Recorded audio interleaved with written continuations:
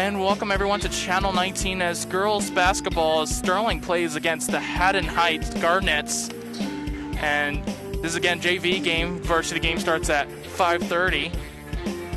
And Haddon Heights will start this one off. Well, Sterling will get on. And this is again the JV game. Varsity game won't come on until 5:30. So here is some JV basketball.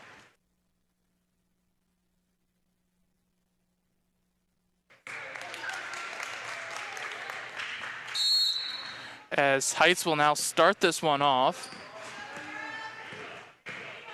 Again, for the JV game. Heights looking around, and Sterling going to get their first foul of the game already, quite early on. And that's going to be on number 3, Cooney, with the first foul, and the first foul for the Sterling Silver Knights.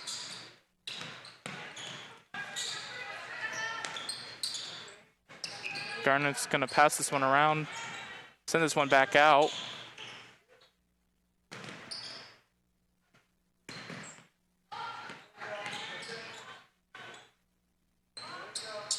Still passing it around. Sterling showing some nice defense. Going to take a 3 right here. Able to get that one was number 24, Gab Diario. Able to get the 3. Nice easy 3 for her. Goes straight into the basket.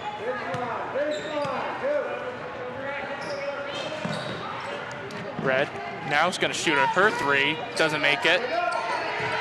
Sterling able to get the rebound. Cooney's going to go for the rebound, unable to get her shot to go in.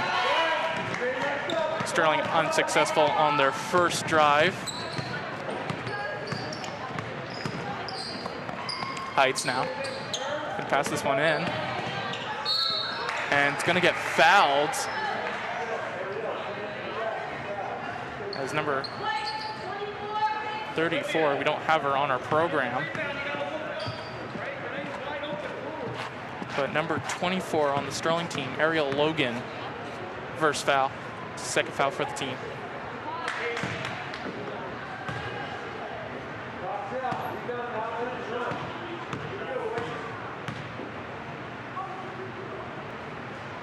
Going to try to make her second one, unable to make either of them count, and that's going to be Haddon Heights' ball right there. Heights will be able to keep this one.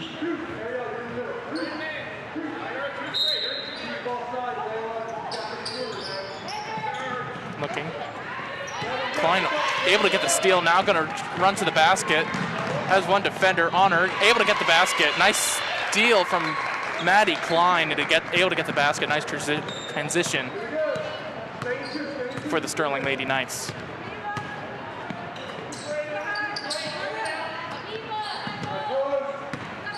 It's just now a 1-point game between the two of them quite early on in this first quarter. Heights going to make a 3 right there, unable to. Klein. Red. Red's going to go driving to the basket. It's going to go for the 2. Able to get that one in. A great job from Red, able to get the basket for the 2.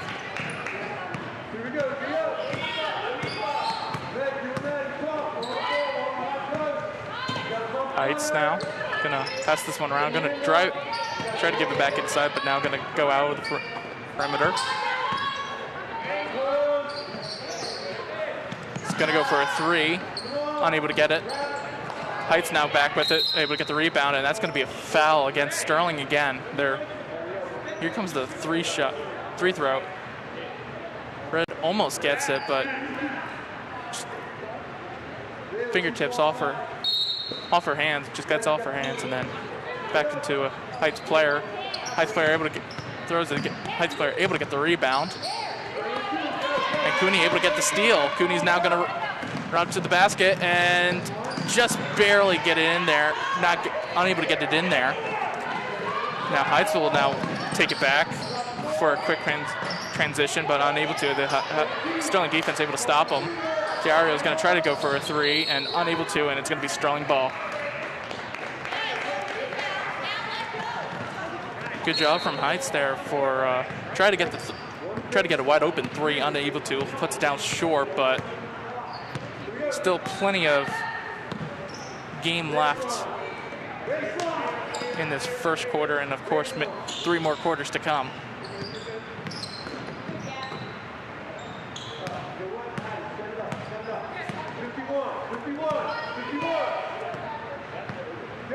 Klein still has it, gives it a red now.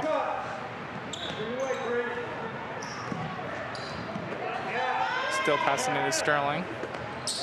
Logan is going to give it. Logan's going to drive inside for the basket here. Able to get the rebound and gets it. A nice, good job from Logan. Able to get her own rebound and get the 2 points after that basket. Some very nice passing from Sterling, not to mention.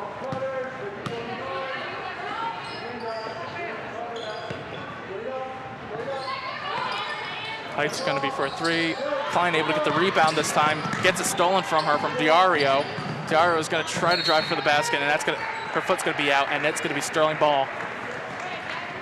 See here, Logan running up to the basket, unable to get the first, go in the first time, but able to get the rebound and gets it in the second time.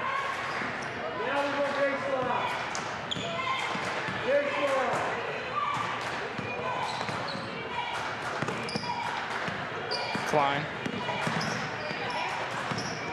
Cooney. And Cooney's going to get fouled on there. And that's going to be Heights' first foul. And that's going to be number 24, again, Gabby Diario. First foul for the team also.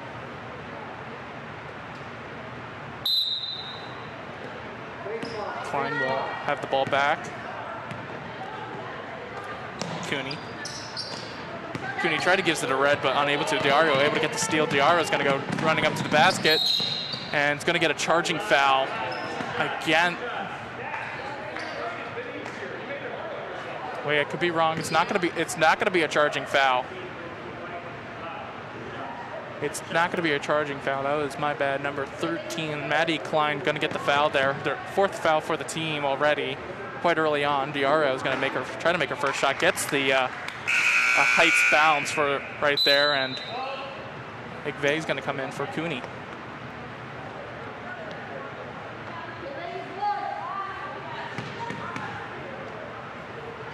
Diario's going to try to make her second shot, able to get both shots for the free throw.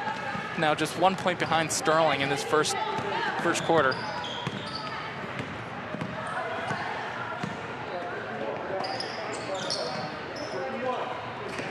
Okay, gives it to Red. Red's trying to keep this one in. Able to. McVeigh has it. Klein now has it. It's getting a little sloppy for Sterling right now. They got to calm it down, which they just did.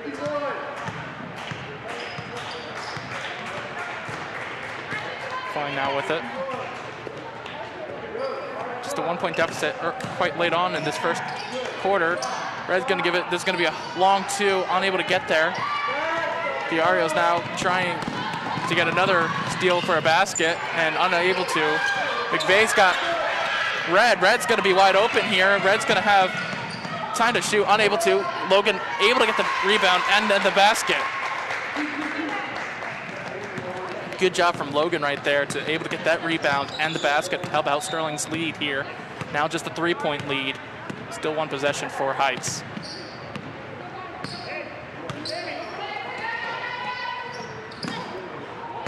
Klein able to get the steal here.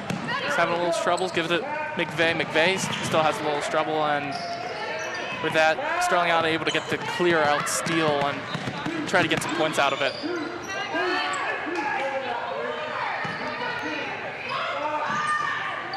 Diario is going to go for a 3 right there, unable to get the 3, and that's going to be Heights' ball.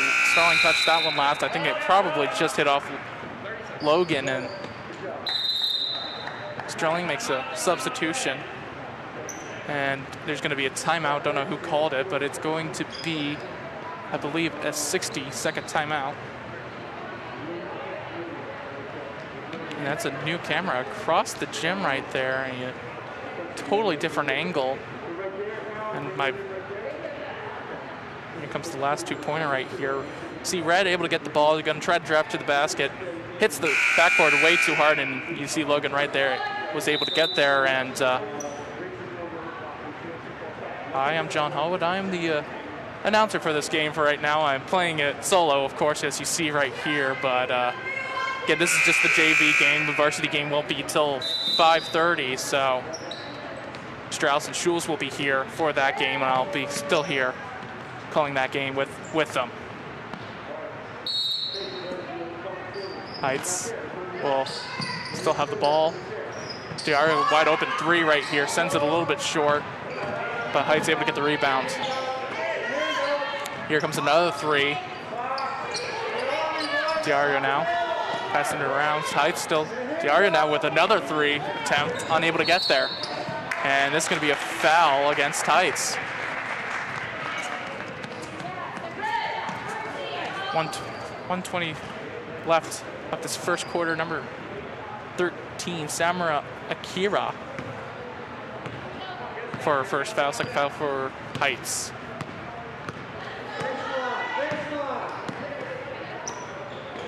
Klein, McVeigh now. Gonna give it to Red.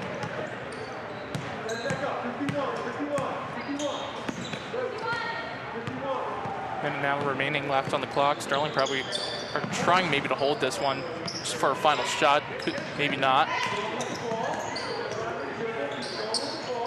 Red now is going to drive into the basket. Going to shoot it. Goes over the basket. McVeigh now. Going to give it to Red. Red now thinking. Decides not to go in. Almost gives away a steal right there. McVeigh able to recover. Goes for a three. And leaves that one short. About 30 seconds remaining left of this first quarter right here.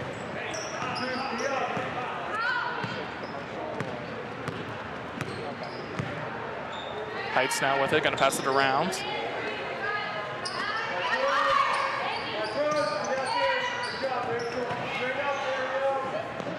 Gonna go for a three, gonna just be short. Ball still on the ground, it's gonna be a jump ball right here, and it's gonna be Sterling's. With 7 seconds remaining, Sterling ball. And Heights will gonna play some very aggressive defense. Red's gonna have the ball right here, gonna run up to the basket here. She's got a chance, and it's gonna get a foul right here. It's gonna be a shooting foul. So with 2 seconds remaining, Red's gonna get 2 shots on the free throw line.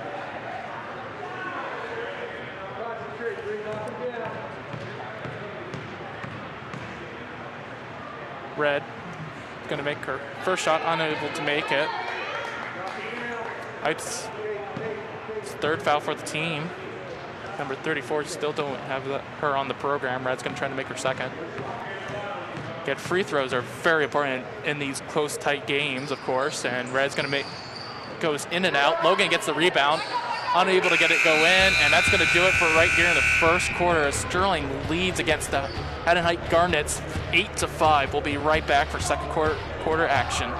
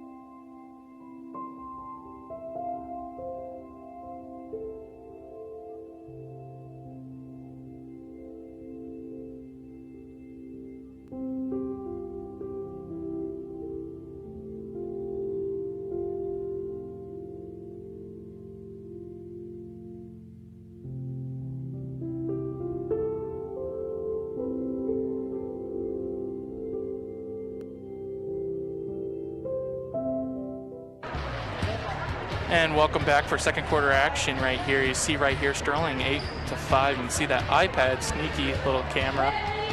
Of course, it's going to be there for all of our games. Hopefully, be there for all the games. And definitely a new look to see. usually get to see one view. Now we get to see another view of it, of what the court looks like. And Heights will start this one off. And Sterling's defense able to hold up pretty well against the Heights' offense, and it's a total now new look for both teams. Heights again started off. Sterling able to get the steal right there. Miller. And that's going to be traveling against Sterling, so the shot won't count.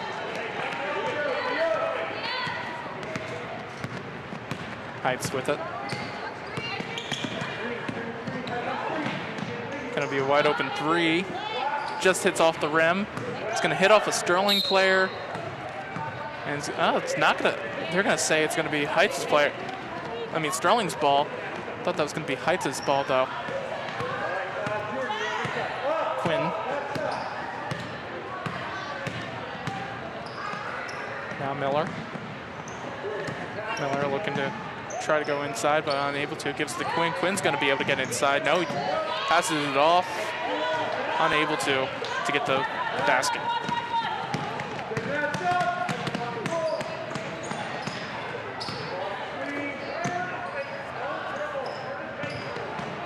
Heights now passing it around.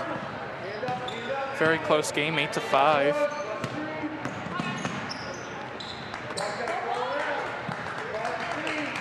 Again, just a one possession game for Heights right now. A three, and it's a tie game, and that's going to be a 5-second violation against Heights right there. Or, no, it's actually, no, sorry, it's a timeout. That's going to be called for Heights, and that's a full timeout right there. And surprisingly, a quite early timeout. You usually don't see a timeout this early, but I guess Coach wanted to make a play, and you see some of our fans, cutout fans, of course, and you see the varsity basketball team right there too. Of course, the governor allowed parents or guardians to come to the game, 2 per child. And you can see our cutout fans too.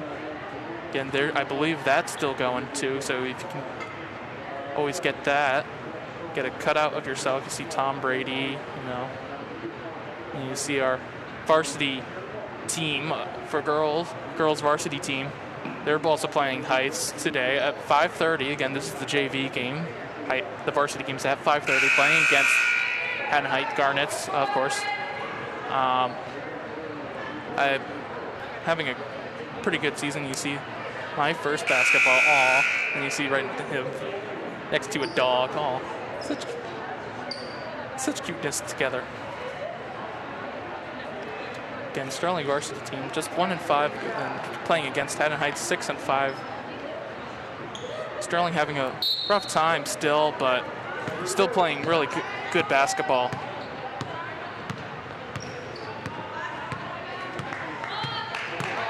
After this timeout, Heights will still have the ball, of course.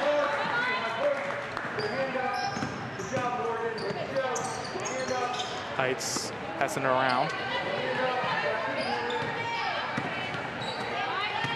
Defense really holding Heights to no points.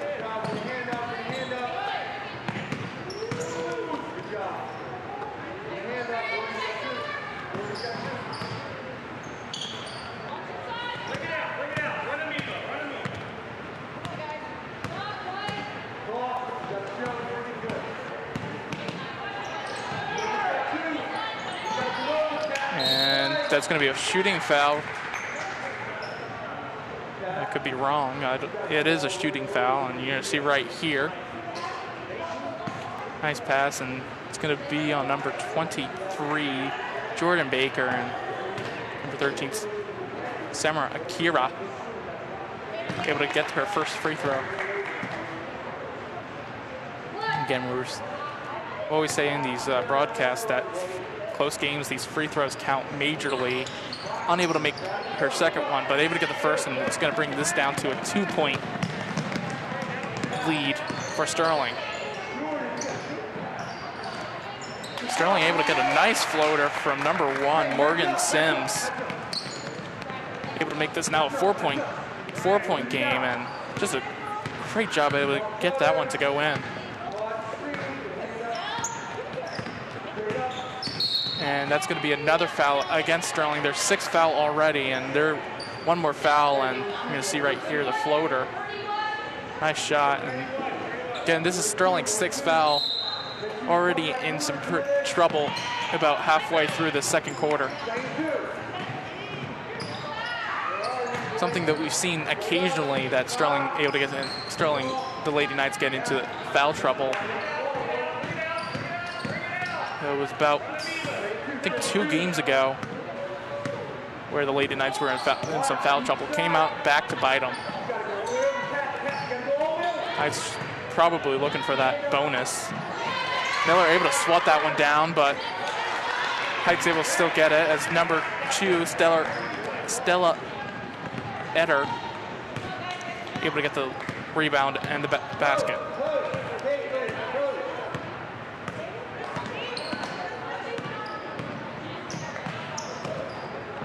Miller tries to give it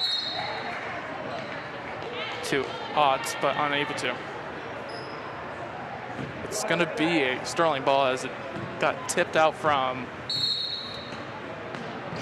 Heights player. As Morgan's going to make a 3. Morgan Sims, I should say. Quinn's going to try to get the 2, unable to. Sims able to get the steal now. He's going to have Quinn. No, he's just going to hold it. Miller fakes going in. Queen fakes going, taking the 3, but this one's going to still be Sterling ball right here. Both fakes got Heights for a little bit, but able to get it out, but still Sterling ball. Miller going to give it to Sims. Sims going to give it back to Miller. Miller's going to take a 3. Rolls in and out, and that's a foul against... It's not a foul against Sterling, but it is a foul against Sterling, so...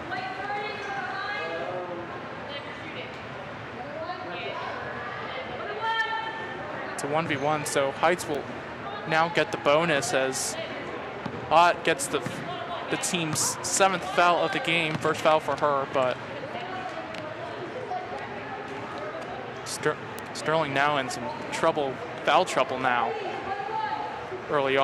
late on in this second quarter. Unable to make the first one was Myers. Miller gonna pull this one out, pass it out. Sims gonna be wide open for a 2. Quinn.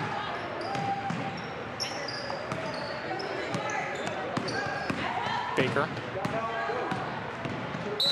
And that's going to be a foul against Heights. 4th foul for them. And the first one for Elizabeth Pender.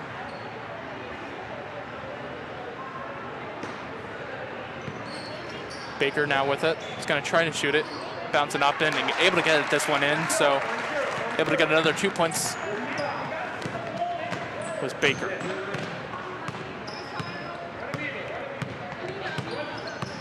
Again, Sterling in some foul trouble, so it's going to be really interesting on how they're going to defend this Heights team. Able to really stop them for a little bit, but see how they do. Quinn now has Baker, but Quinn's going to hold this one up. Give it to Miller. Miller's going to run out. Give it to Sims. Sims under the basket, able to get that one in. Nice. Great job from Sims, Morgan Sims, able to get that basket. Some really nice passing from this JV team right here.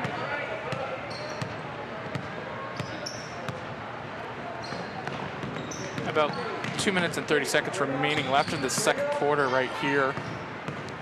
Sterling leading this 14-8.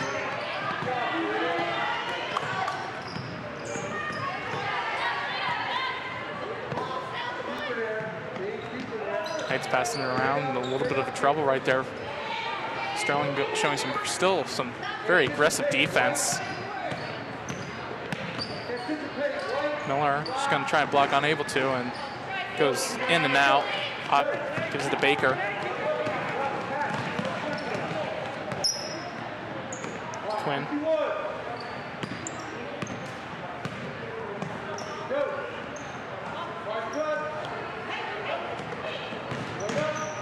not going to go for the nice layup right there, as Sterling's lead is growing larger and larger by each possession. Heights hasn't scored for a long period of time, as Sterling slowly building a gap.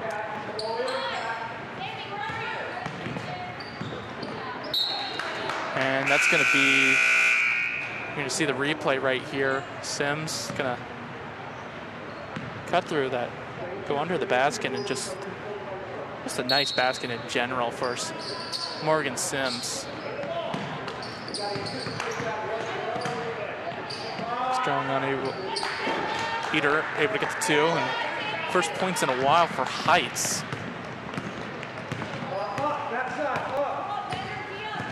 Again, just about getting close to that 1 minute mark. Quinn now, give it to Miller. Miller's gonna run this one out to Sims. Sims gonna take a 3, goes off the rim. Quinn gives it back to Miller. Just under. Well, Quinn is gonna try to get the layup, unable to. Again, some nice passing from Sterling right there, and just off, and it's going to be Heights' basket right there, and you see Coach Chris Jones right there for the JV team, doing a great job for them, as he has a 6-point lead over Haddon Heights. Heights is going to probably try to take this one final shot, unable to get that shot to go in. Sterling now with 20 seconds remaining. Baker's now going to shoot a 3, just off. Sims able to get to the rebound, a nice rebound and 2. Sims doing a great job in general this second quarter. And Sims able to knock this one away, and this has got 0.3 seconds remaining. You can see right here, some nice passing. You see Sims able to get there first, and just a nice recovery from Sterling, as Sterling will end this second quarter 18-10 over Haddon Heights. We'll be right back here for second half action.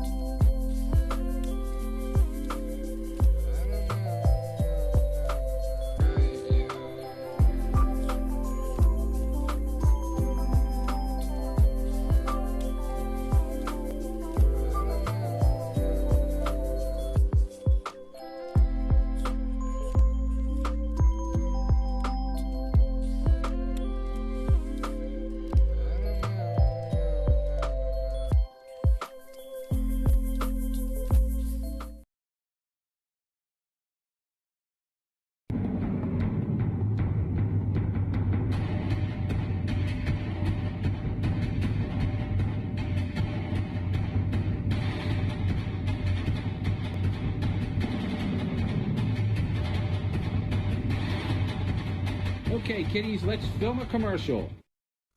With the COVID pandemic still going on, limiting the attendance of the people in the bleachers we sit in, we need a way to help bring the sports to them.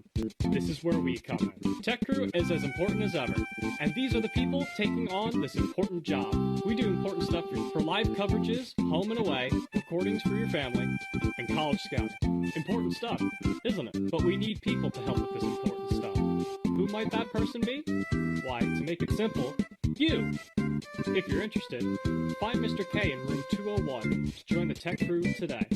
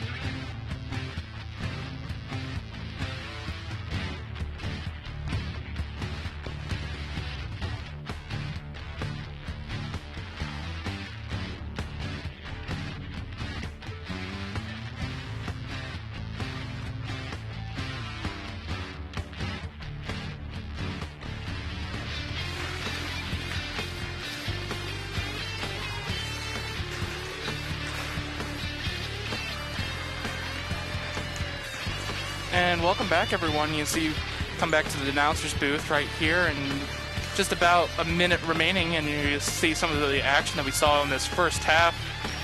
Great job from Morgan Sims, a great player, able to get that rebound you just saw him get the two, and you're going to see Odds able to get that nice floater going in. You see Baker fighting against two Heights player, able to get that one in. Miller going to get this one to Sims, Morgan Sims right here, and you see right here under the basket, able to go and make it a great job for Morgan Sims overall. And you see Red unable to make the shot, and you saw Logan right there able to get the rebound and score the basket here. And again, this is still we got plenty of game left. We still got a full second half right here. Sterling's has the lead right now by just 8 points, and we saw quite early on that Sterling was having troubles with foul trouble. Let's see how they'll change that up and make sure they don't go into foul trouble, as Sterling will start this game off, this second half off. So, again, right here to bring you third quarter action. I'm John Hall, your announcer for the JV. Varsity game doesn't start till 5:30. Varsity will take on the Haddon Heights Garnets. Sterling unable to make the drive right there. Miller tries to whack the ball away, unable to, as Heights is going to have a nice wide open three, just misses it, leaves it just short. Diario, who had a pretty impressive first quarter action, has been silent since.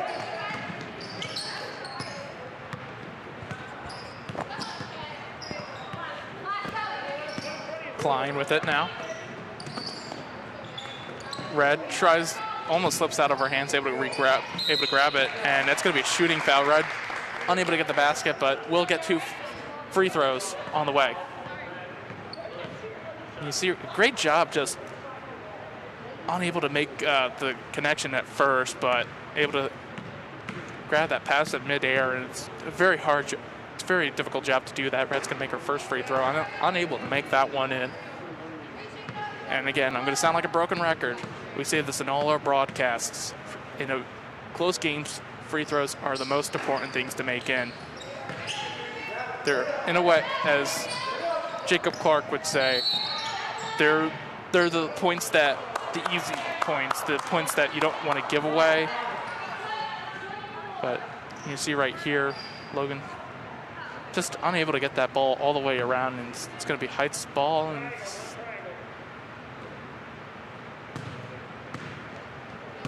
unfortunately, that was a foul against Logan. Just slipped right there. Meyer with it. 34 will take the 2 points. So now this is it is a 2-possession game, but Sterling leading by 4 points. Cooney now with it. Cooney unable to get the first try, able to get the second try. A great job from Cooney, able to get her own rebound.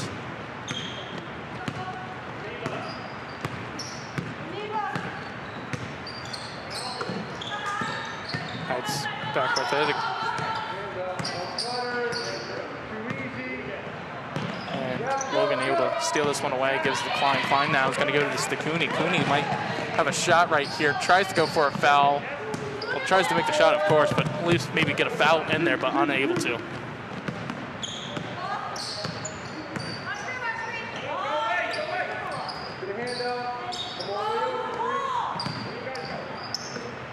Diario passing hitter, and that's going to be out of play. That could be wrong. No, it's going to be a foul against Sterling. Sterling's second foul already. That's on Brianna Red. Diario is going to have an open 2. Able to get the 2. Diario able to make that nice long 2 for Heights right there. Now Sterling's going to come back.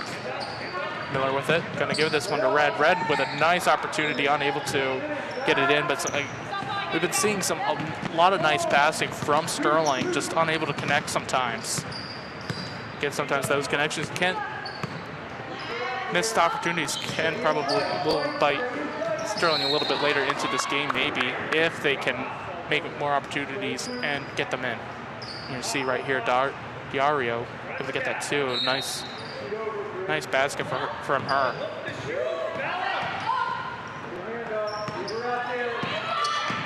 Diario's going to have this one. He's going to pass it back.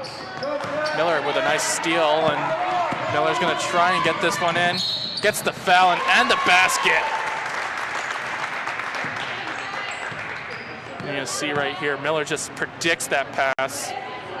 And it's Miller just going out for it, and there's the foul. And Miller just able to get the rim, just being nice to Miller right there.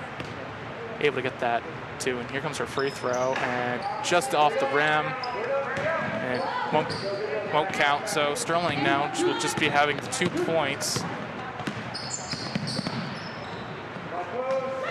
And number 34 will try to make that shot, unable to get it in.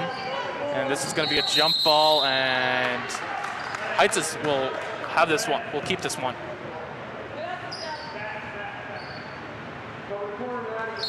Four minutes and 30 seconds to go. 34 is going to go for a three, just off the rim. Cooney able to get the tip, just tip it off, and it's going to be a foul against Miller. See right here, Cooney able to get the tip off and just trips, but it's still going to count as a foul. It's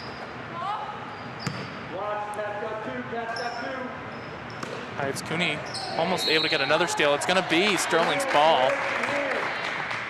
Cooney doing a great job twice. Able to try and tip the ball off and get a steal.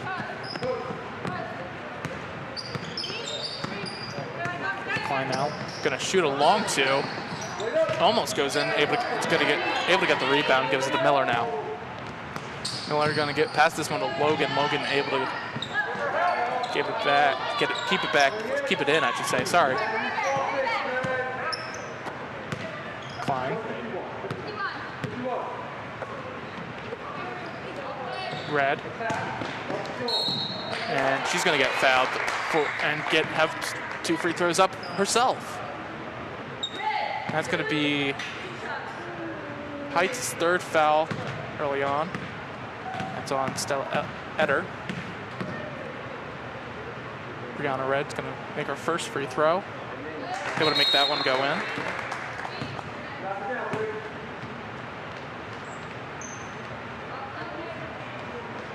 Red could make this a 10-point game if she makes this in.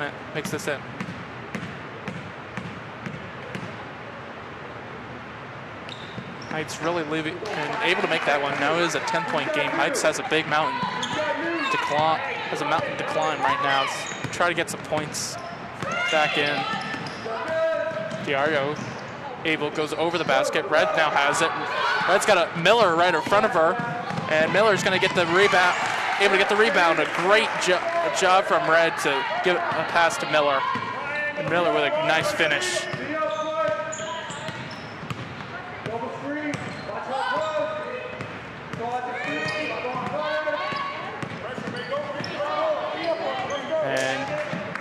Heights almost makes a big mistake. Sterling unable to get there, but able to force a mistake from Heights though. Cooney again doing a great job defensively so far in this 3rd quarter. It's been a real force against Heights, and that's going to be a 3-second court violation. You see right there, Miller just hands it up, tries to get it back, able to, and see Haddon Heights' JV coach does not like what the players are doing. Cooney now gonna go up for a 2 able to get her own rebound, unable to get the shot on still, but it will be Heights' ball still. It will be Heights' ball. No, wait. It's gonna be Sterling's ball, and you see right here, Cooney tries to get it. Cooney now.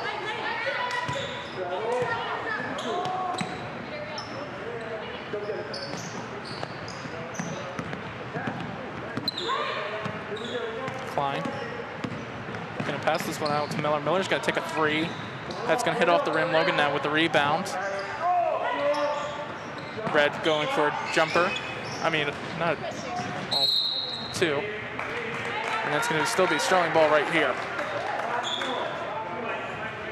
Finds Red, and you see right around that free throw line. Unable to make that one in, and it's gonna be Sterling's ball, of course. Klein now with it, and that's gonna be a foul.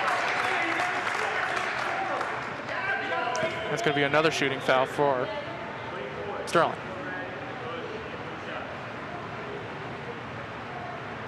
Klein will take the two, and that's gonna be Heights' fourth foul for the team. Again, we saw Sterling having a lot of struggle for foul trouble. Manny Klein able to make the first one. And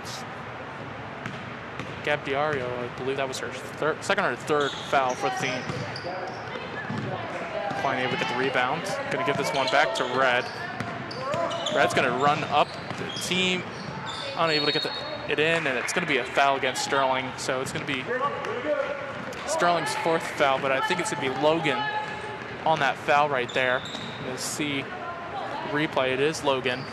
Third foul of the game.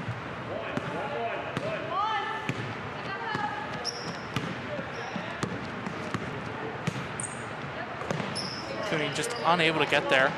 Saw that pat, almost tries to get the pass.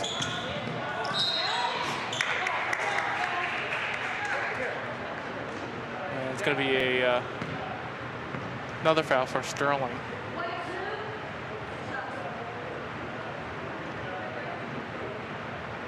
It's Cooney, that's her third foul. And Sterling's fifth foul overall. Sterling going to make a substitution. Cooney's going to come out probably for the rest of this third quarter, and will probably miss some of the fourth.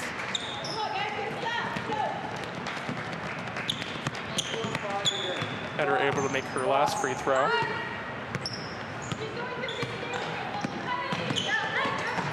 Klein able to give it back to Red. And Brianna's gonna get a foul and another shooting foul for Red. And for Sterling, that's gonna be Heights' fifth foul for the team overall. And that's gonna be Eder's third foul overall.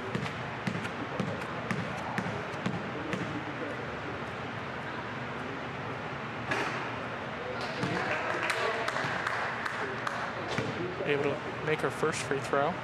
Gonna try and make her second.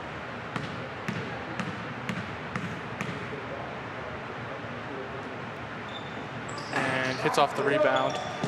Red able to, Logan able to get the rebound and gets the two. Again, Sterling doing a great job able to get those offense and sometimes those defensive rebounds. Eder's going to go for a long two, unable to make it.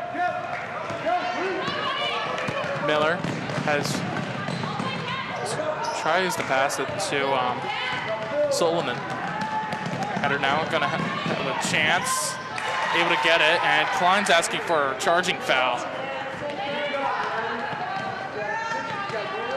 Refs won't give it. Still is going to, Heights will still get the points. Just about 40 seconds remaining left in this third quarter. Red's going to go for a three, just off. Solomon's going to have this, able to get the rebound and a two. Just 30 seconds now remaining left for Heights to maybe have a save one last shot in this third quarter. Diario's now just going to pass this one out. And still Heights' ball. Meyer misses the three, and it's going to be 9.5 seconds remaining left of this third quarter right here. Solomon and Red both wide open. Got showing some aggressive defenses. Heights, Solomon just able to get this one away. And Myers will now shoot a buzzer, unable to. That's going to do it for the third quarter. Sterling leads this 32-17 over the Haddon Heights Garnets. We'll be right back here for fourth quarter action.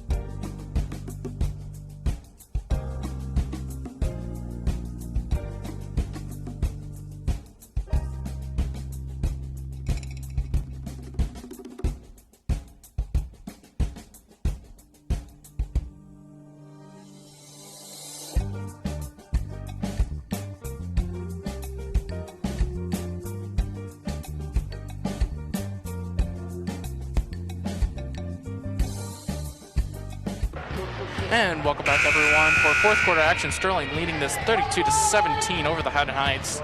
You see right here, never seen before, some behind, well, a new angle for us today. And hopefully we'll be able to keep this one going for a long time. A great new angle to see from and all. So Sterling, Morgan Sims now straight off, goes off for a three, unable to. Heights now struggling. Cooney will actually be starting in this fourth quarter, surprisingly. Was actually waiting for them to play her later on. Yet she does have 3 fouls. Again, this is the JV game. Varsity game starts at 5:30.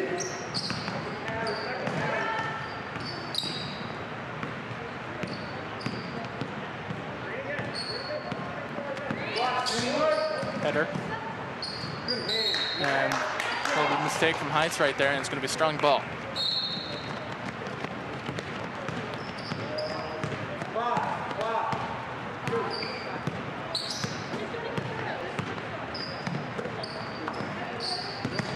Cooney now with it. Trips up her own self and gives away the ball. Heights now having a big mountain to climb in this fourth quarter. Can it be done? Probably, but it's probably has them to score a lot, and having Sterling stop scoring. So you're gonna have to find a good offense and defense in this fourth quarter. Let's see what Heights can do. And Sterling comes out of this fourth quarter still. And that's going to be another foul. That's going to be Heights' 6th foul for the game. One more foul for Heights, and Sterling gets some bonuses, and that's on number 34, her 2nd foul of the game. Again, we don't have her in our program sheet.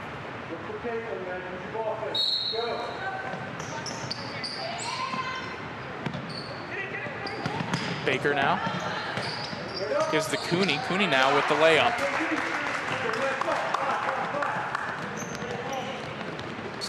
Sterling able to keep adding on to their lead. It's doing a good job, able to get some nice passes. We've been seeing throughout this game, making some nice shots and some nice steals. Cooney, again, a very defensive force, able to get another steal. Can she get the shot off on it? Maybe she can. She does. Gets her own rebound. Ott will be fouled. And this will be Heights' 7th foul.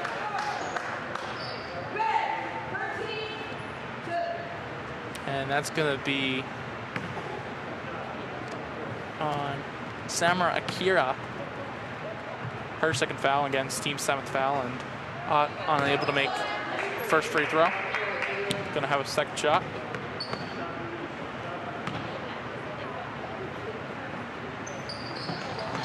And unable to go in, and Sterling still trying to keep this one their ball, and it will be Sterling's ball as Cooney will now send this one in. Baker gonna have a shot right here and able to make that one go in. Another 2 for Sterling.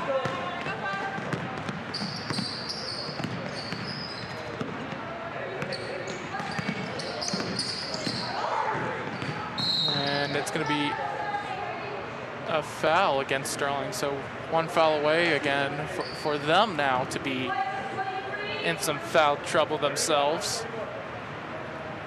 That's on Baker, her second foul of the game. Again, 1 more foul and Sterling will give away a bonus. Number 34 will take a long 2, unable to get there. And Heights is playing some very aggressive defense right now, trying to stop Sterling from scoring. Quinn now. Sims get a big force during that 3rd quarter. Cooney. Sorry, that 2nd quarter, I should say.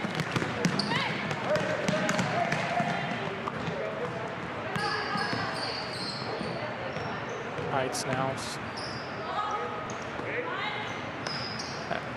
trailing behind a very big deficit against Sterling. Sterling will take this one. Take this, and it's going to be a refs timeout as one of the refs is tying their shoes. Gives us good time to probably say, you see right there the ref now able to get her shoe tied now. And again, Sterling doing a great job. The only problem that they are having right now is in their foul trouble. They're giving up too much fouls, and which against a very like a Haddon field would be very really would not be good for them. You do not want to give away some free points to your opponent, but they're able to kind of calm it down a bit, but you still don't want to get it to where you're letting your opponent get into the bonus. Header's going to go for a 3 right there, unable to get that one. Heights able to get the rebound. Header, unable to get that. And Baker now with it. Sims now with 3, and able to get that 3. Again, Sims doing a great job just offensively, doing a great job able to get that 3, and again, so a great performance from her from that 2nd quarter.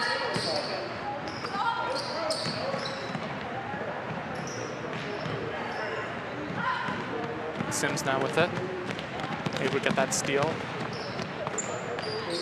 3 minutes and 20 seconds remaining left in this 4th quarter of JV action. Ott able to get that too.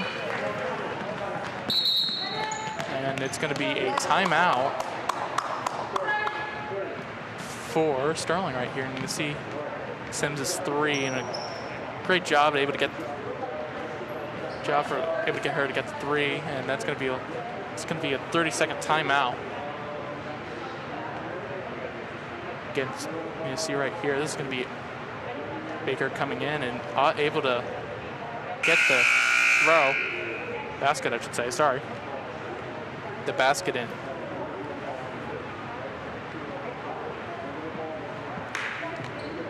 Again, you see our fans. And the governor did allow us, and you see Mr. K, who was right there in that circle.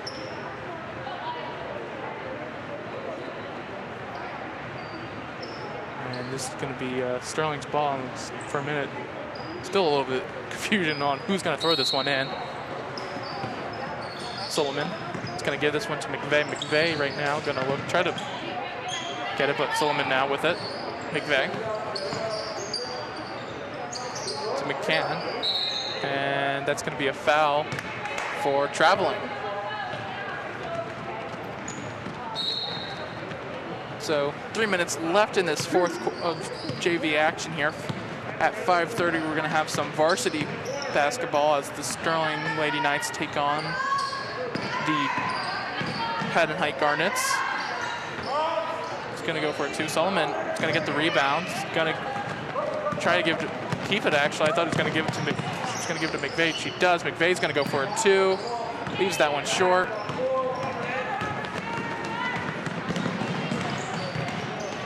And number 34 will be fouled on, and that's going to be a shooting foul. It's going to be one-on-one shot foul.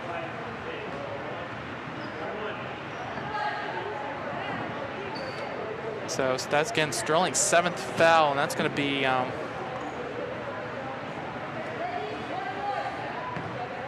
would say number 14. There is no number 4, and we don't even have 14 in our program.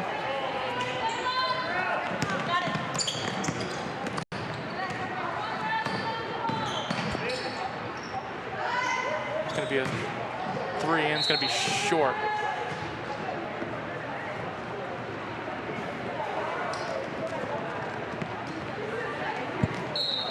Good job again from Sterling, able to keep this lead going, and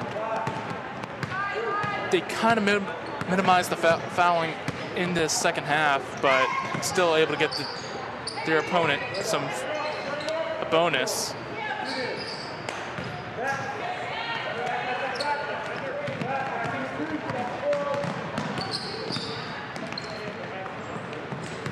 Heights right now gonna try and get an open shot here. But Sterling defense able to really stay strong and still able to play aggressive defense again, which is still good even with how they minimize the fouling for a bit. McVeigh tries to go in, gets stolen away from her, and now Heights now with it. Solomon is going to get fouled upon, will be the fouler. And Elizabeth Pender will be on the free throw line.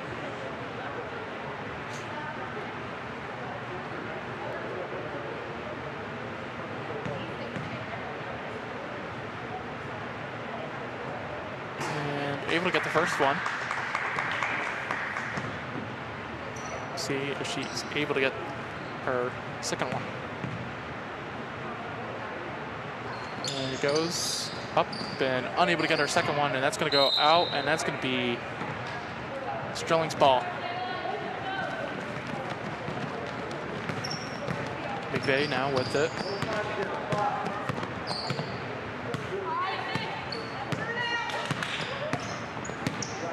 Sterling's just going to maybe pass this one around. No, they're not. Solomon's going to go for it too. Unable to get there, and now Heights will have it. Again, under a minute now. Heights almost gets another 2, and that's going to be a foul. That will be a foul against Heights, actually. I see number 12, Rena Begley, unable to get her 3 to go in. And this will be a one-on-one, of course, because of the foul. This team's 8th foul, and that was Sama Akira, his 3rd foul of the game. Solomon with it now will take the first shot, free throw, and unable to make that one go in.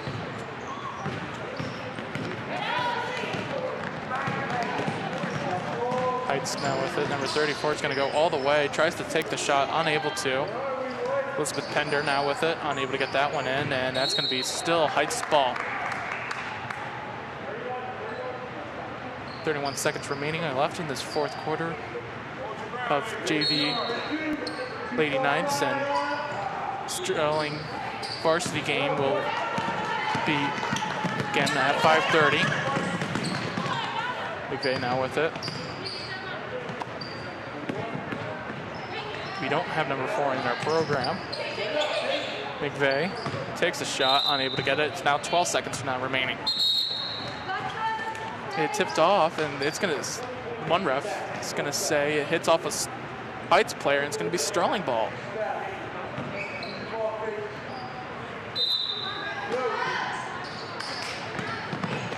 And it's going to go right back to Heights right now. They can. Going to pass this one off.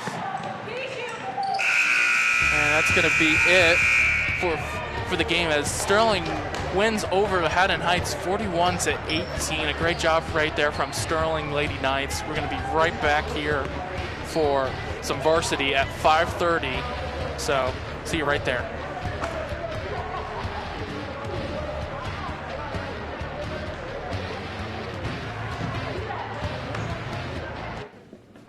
Dude, are you kidding? Pictures. Sean, what are you doing? Go to Redmond's office.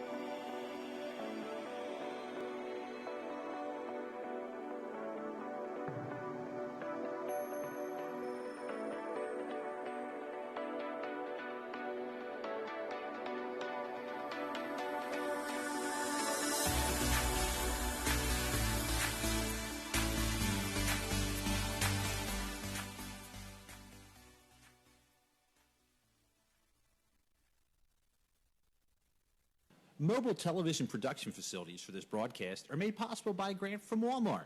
Walmart, with their location on the White Horse Pike in Somerdale.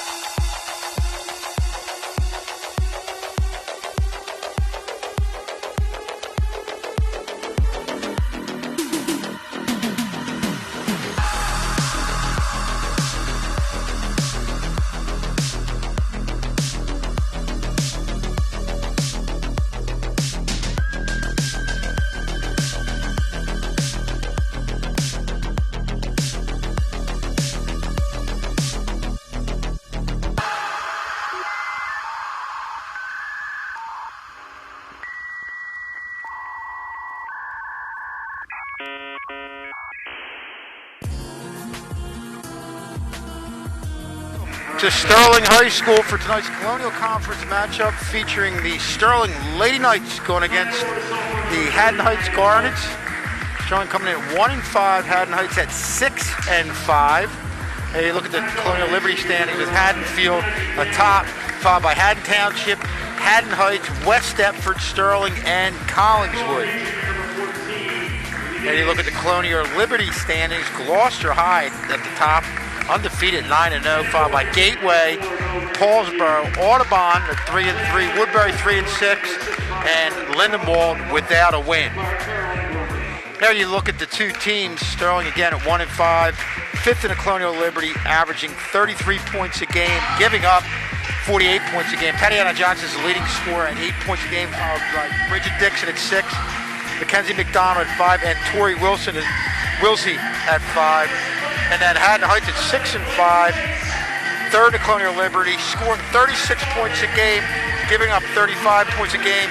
Marquet Richardson Muse averaging 9 points a game, followed by Madison Clark at 9, Maggie Campbell at 8, and Kylie Ferranto at 6. So some balanced scoring there.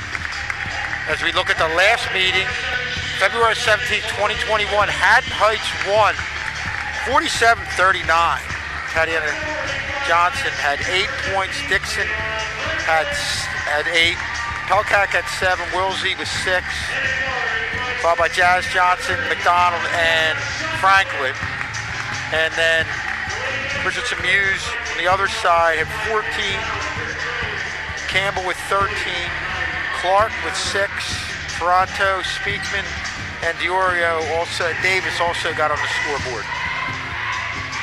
If you look at the game history, overall Sterling's 287-104, Haddon Heights is 224-172. Sterling leads the series by a wide margin, 21-5. Haddon Heights won the last meeting last week. Obviously, we just talked about that. And Haddon Heights, in winning that game, broke a 9-game losing streak against Sterling. So I'm joined by John Hallwood. And John, Sterling, after playing some pretty tough teams in Eustis and back-to-back against Haddonfield, have a game here where they feel like they can compete.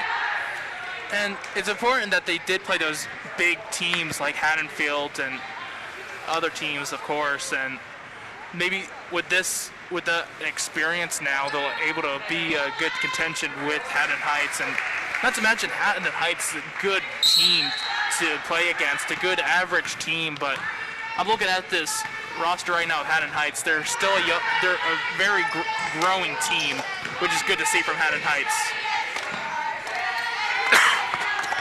Only senior on the roster for Haddon Heights is Victoria Speakman. And not even in the starting lineup is Speakman as a pass goes down low looking for Richardson Muse, and Muse travels. And one thing Heights... And they're going to change the call here. ...gives you is some balanced scoring. You saw that right there. Probably as balanced as any team on the offensive end that we've seen when we look at the overall stats leading up to some of these games. And it looks like you have a conversation with the officials trying to get it right here, and they're going to say deflected off of Sterling, and it will be Garnet basketball. Coach McDonald getting an explanation right now from the far side official. I think she was wondering if it was a foul or not. Richardson Muse, nice jumper right off of the inbounds play for the game's first bucket. And that's one of the areas where, one of the ways Richardson Muse can hurt you, in addition to a quick first step by a defender if they try and go out there and stop her. So Tatiana Johnson, nice dish to Kayla Franklin to tie the game. Rob, that's great diagonal ball movement down in the low post by Sterling to start things off on the offensive end. Heights throws it away. Game tied at 2.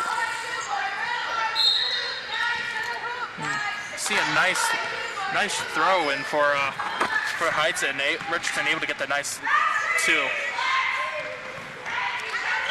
And the key for that, John, is just allowing the play to develop and the timing of the inbound pass. Wild shot by McDonald is no good. Rebound out to Heights, and they're in transition. Off the window and in for Madison Clark, and the Garnets take the lead back 4-2. Boy, that's a great job of Madison Clark, coming full speed with their back to the basket, setting the feet, turning, just putting one dribble and laying it right up. That's not as easy as she made that look. Johnson well off the mark there, and it's going to go into the Heights bench, and they're going to say Sterling basketball, or excuse me, Heights basketball.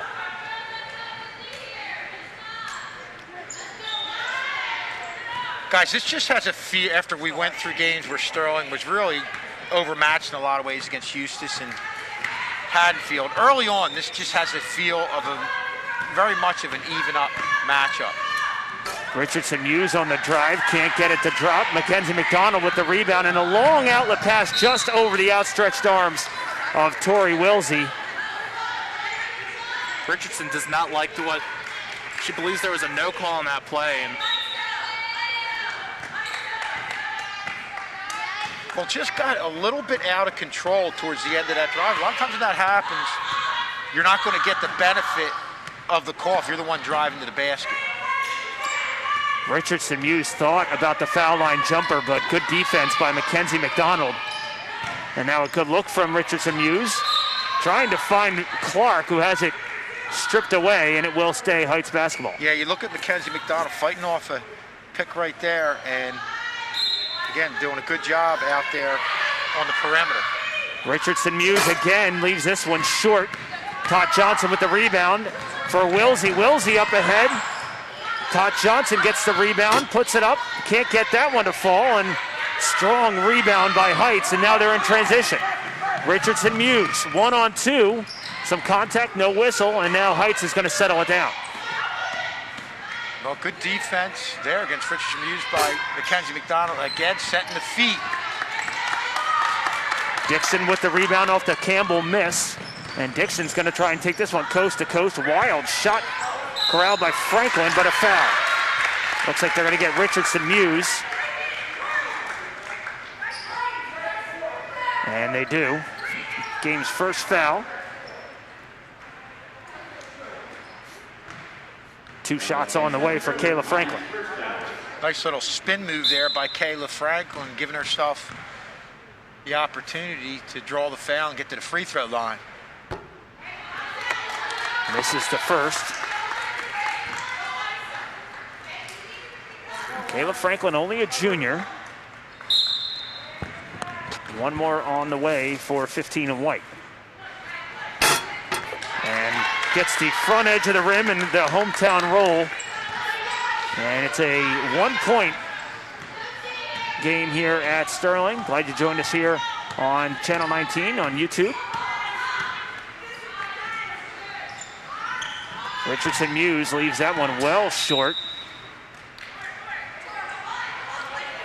Well, decent half-court set. Obviously, she wasn't able to change the shot, but after both teams started out with good, deliberate half-court sets to start the game off, the game has a fast-paced, out-of-control element from both sides at this point.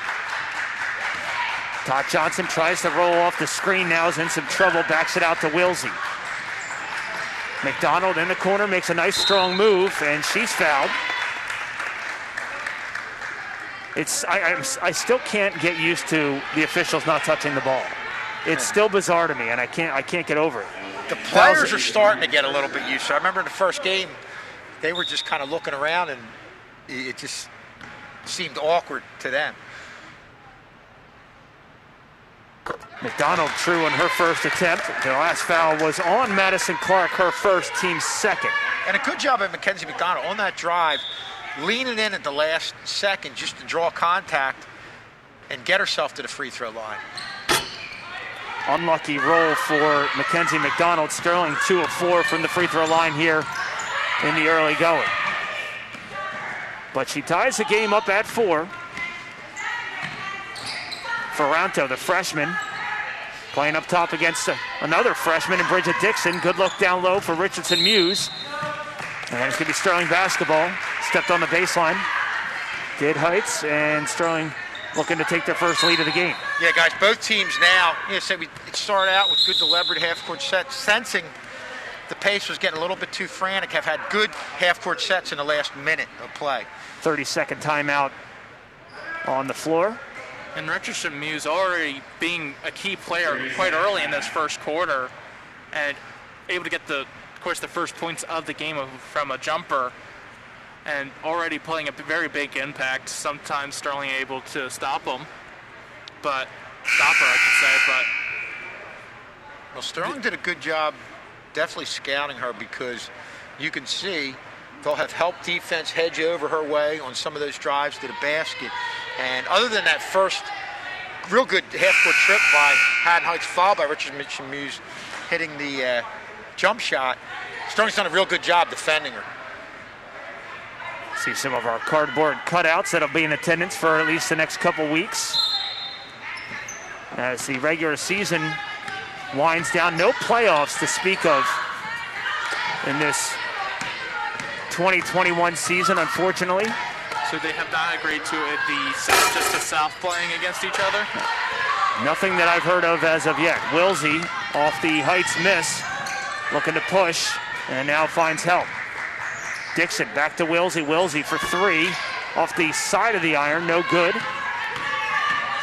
Here comes Campbell the other way. Campbell working against Wilsey. And Heights with another offensive board. 3 on the way from the freshman Ferranto. No good. Franklin with the rebound. Well, good job by Tori Wilsey defending the last part of that fast break and really forcing Campbell into an off-bounds shot. McDonald fouled again on her way to the hoop, and you see the MO here as Clark picks up her second, team's third.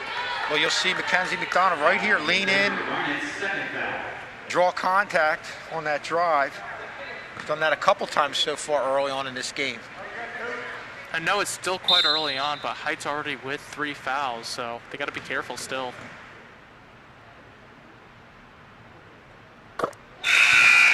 McDonald, as it was on her first trip to the free throw line, good on the first of 2 attempts. See if she can go 3 of 4 tonight from the free throw line.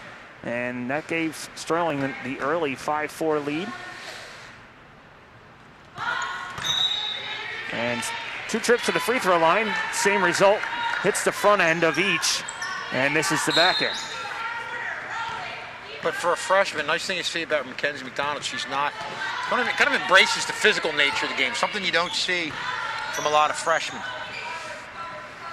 2 freshmen in the lineup for Sterling, with Bridget Dixon running the point. Real good athlete is Bridget Dixon.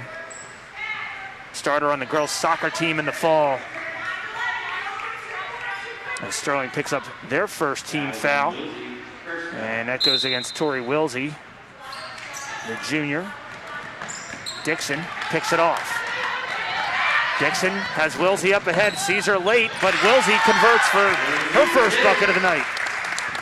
Well, a good job at Dixon, really maintaining the speed and getting up the court, and just throwing a perfect pass to Tori Wilsey, who just lays it right up and does a great job finishing. Richardson Muse working against the freshman. McDonald in some trouble. No call on the walk there. Might have shuffled the feet. Whistle stays silent. Behind the back from Todd Johnson to get away from Richardson Muse and Davis. McDonald has her shot blocked, and it will stay Sterling basketball. Here you see Dixon right here keeping the head up and then finding Tori Wilsey. That's a great play. Running the ball up the court by the freshman. McDonald down low, she traveled. I think what's better is the ability for Tori Wilsey on that basket to stop, because that ball had some fire on it. It is, and that's something that's not easy. You know, we talked about Clark on the Haddon Heights end, getting the ball, your body's turn, and then just having the presence to maintain your composure and finish. The freshman Ferranto is fouled as she goes to the basket, and she'll go to shoot a pair. Fouls on McDonald, her first, team second. Fouls on McDonald, first foul.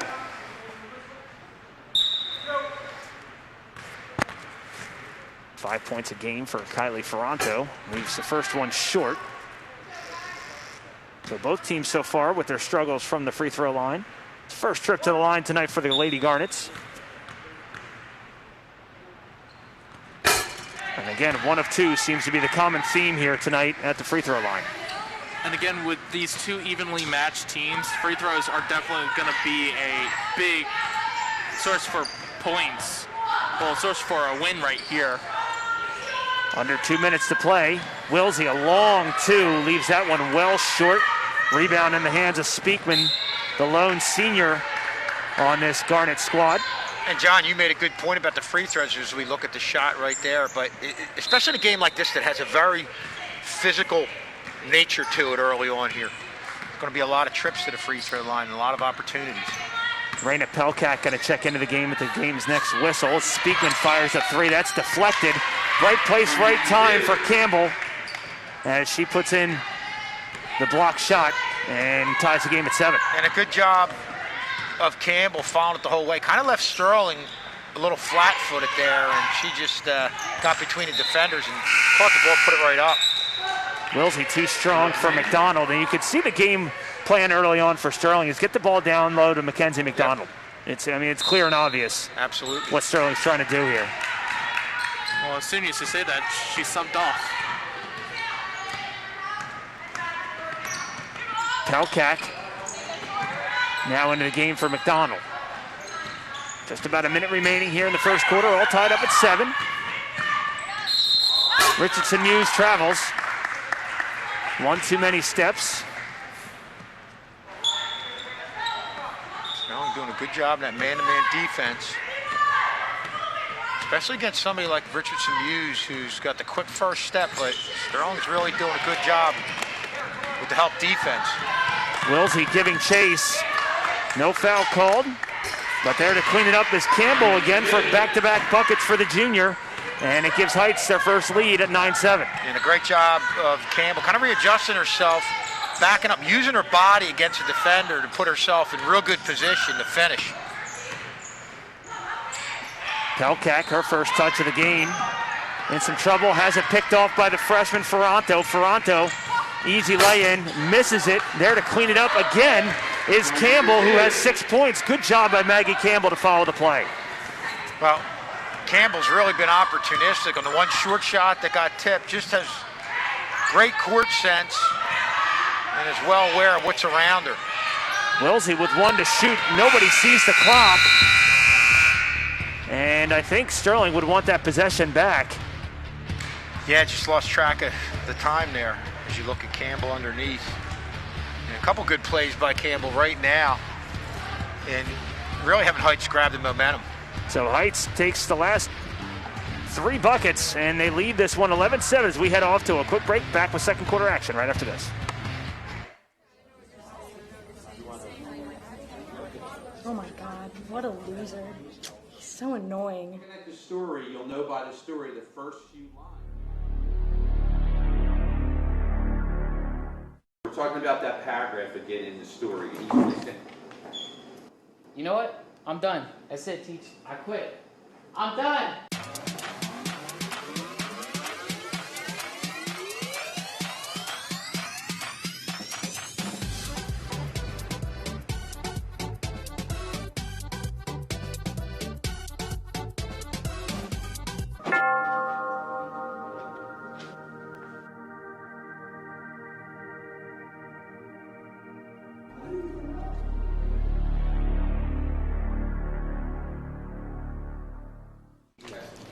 You know what? I'm gonna stay in school. Welcome back to Sterling High School. They trailed this one after one quarter. First time they've been back on this court for a while. It's 11-7. Unique look from behind the Haddon Heights bench as Sterling will take over. You can actually see us over there. How you doing?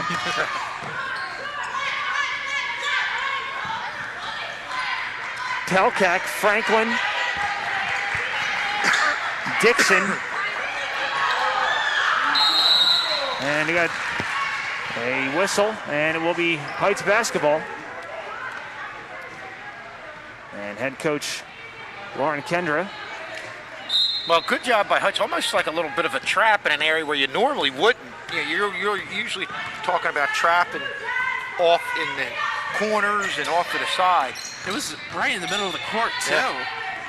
Something you really never really see, but a great job from Haddon Heights for that. Three no good as Dixon battles for the rebound as Pelkak up ahead. Pelkak one-on-one with Richardson Muse, and a nice block by Richardson Muse to stay with Pelkak for the block. Well, just a great job of Richardson Muse.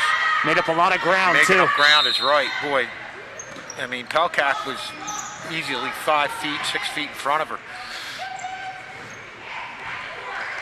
Both Franklin sisters into the game for Sterling right now. Leilani as well as Kayla. And for the first time tonight, Jasmine Johnson into the game. Pelkak for three. Leaves that short. Rebound down low by the freshman Ferranto. Up ahead for Campbell. Campbell in some trouble, dishes off. Richardson Muse for three. In and out, no good. Campbell is fouled. Campbell has been all over the glass tonight, and right place, right time. Yeah, you saw the rebound right there. Then you see Jasmine Johnson, as she always does, comes in and has a defensive presence and makes a real nice play there down in the low post. Foul goes against Leilani Franklin, her first, team's third.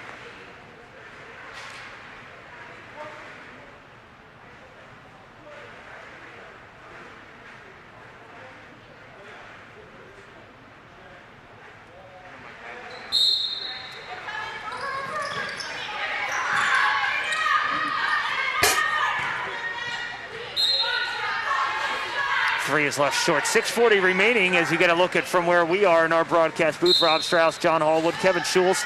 Glad to join us here on Channel 19 on YouTube here tonight. Good contest, 11-7. Lady Knights trail this one. Mackenzie McDonald steps inside the three-point line, tries to bank it home, is no good. Johnson can't get it to fall, and a strong rebound down low by Evie Davis. And they're going to get a Sterling foul. That's going to be their fourth team foul. This one's going to go against Jasmine Johnson, her first. And you can see the strategy for Haddon Heights is to let Sterling shoot from the outside, leaving the perimeter with a lot of room and really packing things down low. Clark passes off to Ferrante. Ferrante tries to go back to Clark. And a whistle.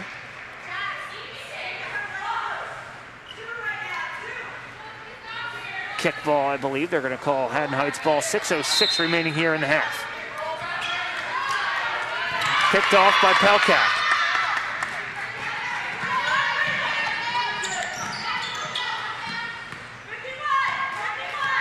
Good job by Johnson. Had Franklin way ahead of the pack, but it would have been a long pass. Good job of slowing it down. Jasmine Johnson leaves it short, and then they're going to get a loose ball foul down low. I believe they're going to get Leilani Franklin, the senior, her second, team's fifth. And we talk about this more. This is the first time we've seen the girls in a while, but Sterling in early foul trouble. 5 team fouls already on Sterling. Yeah, we were talking about also how that's going to be a big factor as we move on in this game, how well you shoot from the free throw line. And now Coach Barringer preaches that as well. He's at Haddon Heights tonight. Game time 7 o'clock on that game. Off glass, no good. Rebound by Clark, and she's fouled. She'll go to the line to shoot 2. And now just Sterling one foul away from giving Heights a bonus now for that 1v1. Third foul on Leilani Franklin, team 6th. As Clark rattles home the first. Madison Clark, daughter of Cheryl Clark, the head basketball coach of the Audubon Green Wave girls program. That's got to be awkward when they meet. Yeah, that's right. They'll meet a couple times a year, and really plays well. We saw her last year as a freshman, and played like the daughter of a coach. Didn't play like a freshman at all. Had great court sense, and just really did a lot of things you wouldn't expect from a freshman. Todd Johnson, little running one-hander is no good. Rebound in the hands of Davis. Into the game for the first time, Gab Diorio, another freshman. But they kick it over near side for 3. Maggie Campbell drains the game's first 3. She has 9 points. She is playing outstanding here so far this evening. And we've seen some games where Campbell can hit from the outside. If she gets hot from the outside, Sterling really is going to be in for a tough...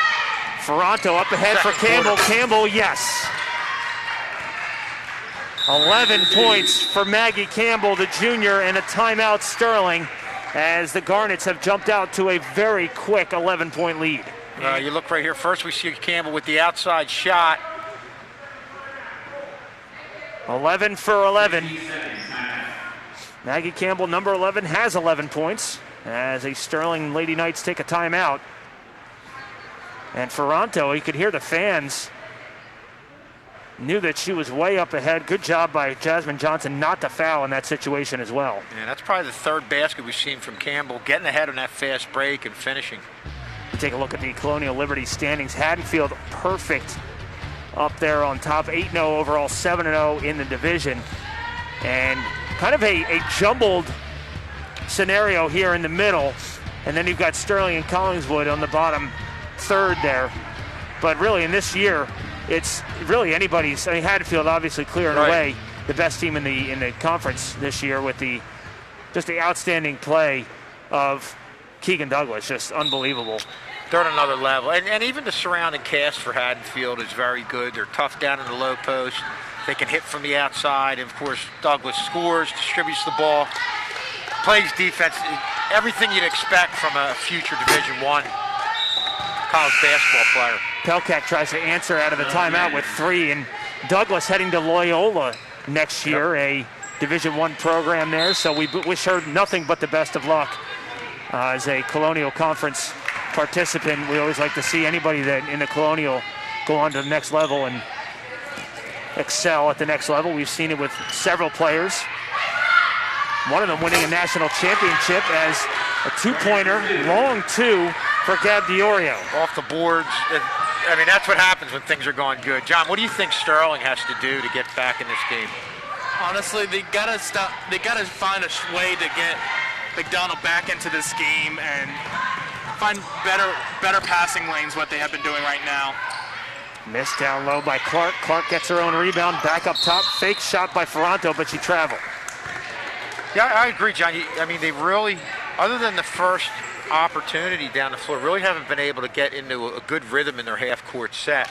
You know, I've had some offense off of drives to the basket, getting to the free throw line, but haven't been able to get into the half-court offensive flow. Garnet's on a 9-0 run to start this quarter. Todd Johnson looking for some help, finds it in Dixon, who launches a 3, catches nothing but the hands of Davis. Looks up ahead for Campbell, and she travels. Sterling has to take advantage of these turnovers that Heights is basically gifting them right now. They just need to get in some sort of offensive rhythm, Kevin. Yeah, and the other thing they've got to do is somebody's got to look for, on every shot, look for Campbell coming the other way, because she's really getting a couple extra steps on whoever defends her. Wilsey, a long 2 is long. Dixon tracks down the rebound, goes off the foot of head coach Lauren Kendra, but it will be Garnet basketball as Dixon touched it first.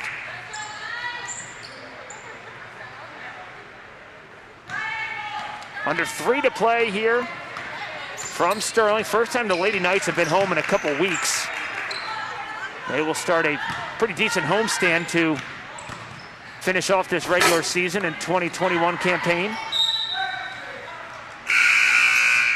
as the Garnet's going to go back to the bench and bring in Speakman, as well as Richardson Muse.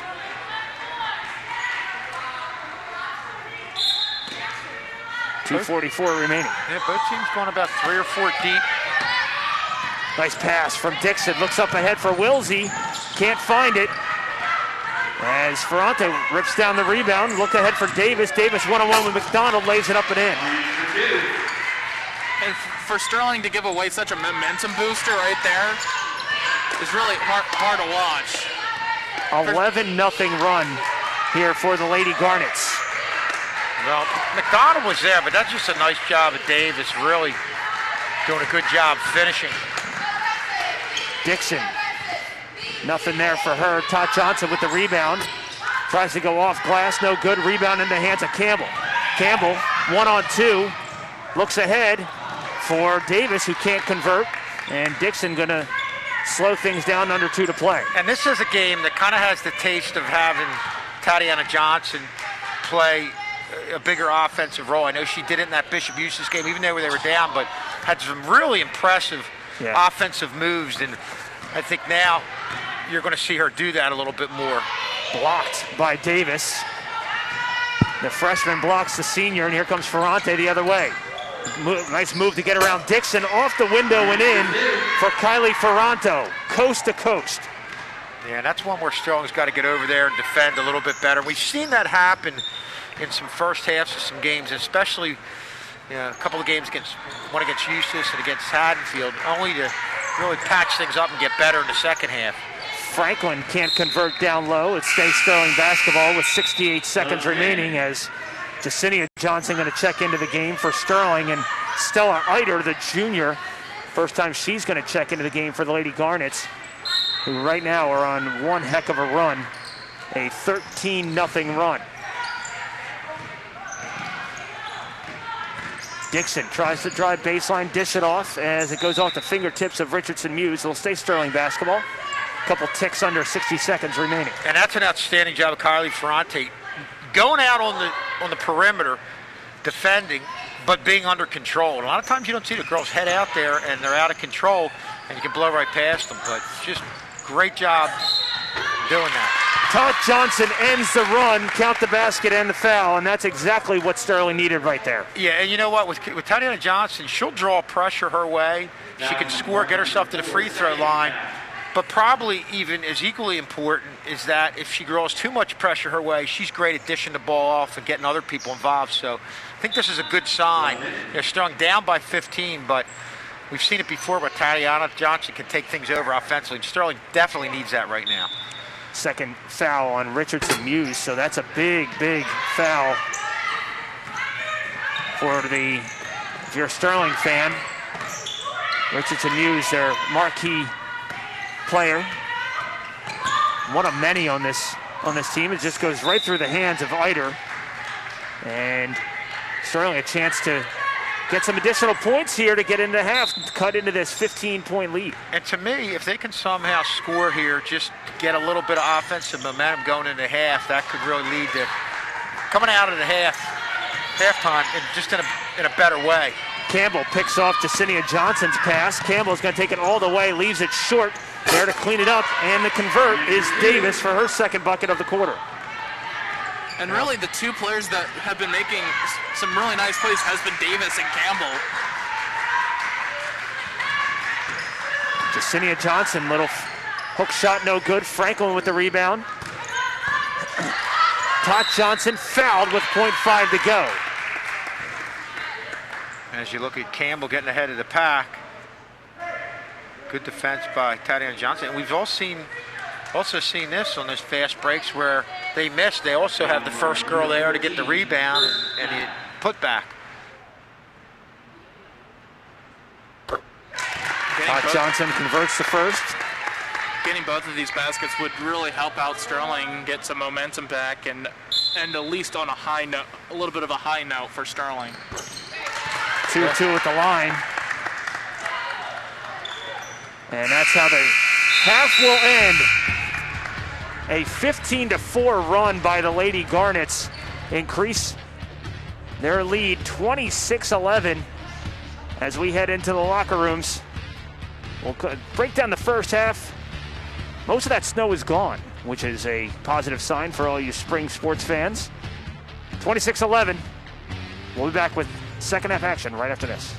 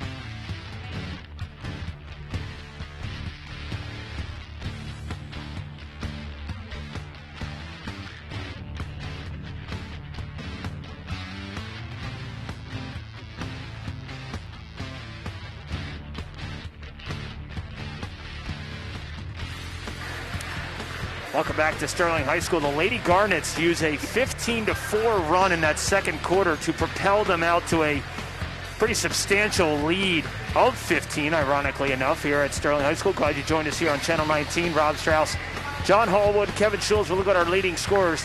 Not a lot to speak of with Sterling. Todd Johnson with 4, Leilani Franklin 3, McDonald and Wilsey each with a pair, but it's been really the hot shooting offensively and then the defense of Maggie Campbell there, Schulze, with 11 points.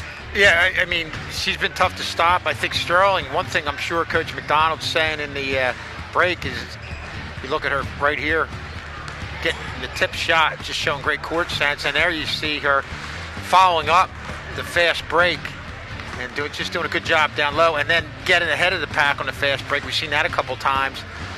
That was her only outside shot. Most of it was down low, but Sterling's really got to watch for her getting ahead on that fast break. They've really been able to let her loose, and Heights has done a good job finding her, putting the passes on the money, and she's easily the best down on the floor at finishing. Take a look at where we are right here, courtside. We actually got to have some fans in the building now, finally, with addition to the cardboard cutouts. That's a nice feature that thankfully the governor was able to lift some of the restrictions. I'm sure it's going to lift a little bit more as the spring wears on. Yeah, it's just nice having that feel of people in the building, seeing people that you haven't seen in a little bit, and it just echoes to the fact that we're slowly getting back to a little bit of normalcy as we look at Coach Lauren Kendra. That really has her team playing well. I mean, this is a group that had a lot of girls playing, coming back from last year. And on the Sterling end, Sterling's just, again, they've got to get into that offensive rhythm, and they started to get the ball to Tatiana Johnson, and she started to have some success down in the low post, and I think we're going to see a little more of that as we move on into the second half. And again, you mentioned that they had some young players in Haddonfield. I mean, Heights and Sterling both have some young players, so in a couple of years' time, they will be a lot of seniors on those teams, and it will be those teams will be tough to face. Yep. Kayla Franklin picks up quick foul here, just 11 seconds into the game. Her first, as Richardson Muse knocks down the first free throw, her first point since the first quarter. And John, you touched on a good point there, talking about young players. We've got one right here, Bridget Dixon at the point guard position, just getting used to the speed that you see at the varsity level. Richardson Muse with the rebound. This one picked off by Wilsey.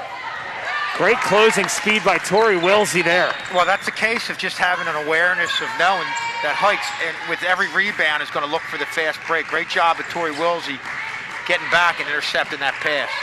I even think the ref didn't even expect her to keep her feet in bounds. See him shaking his head, probably from unbelievable how she was able to keep her feet in. Sterling doing a nice job in the half-court set. Just not able to finish.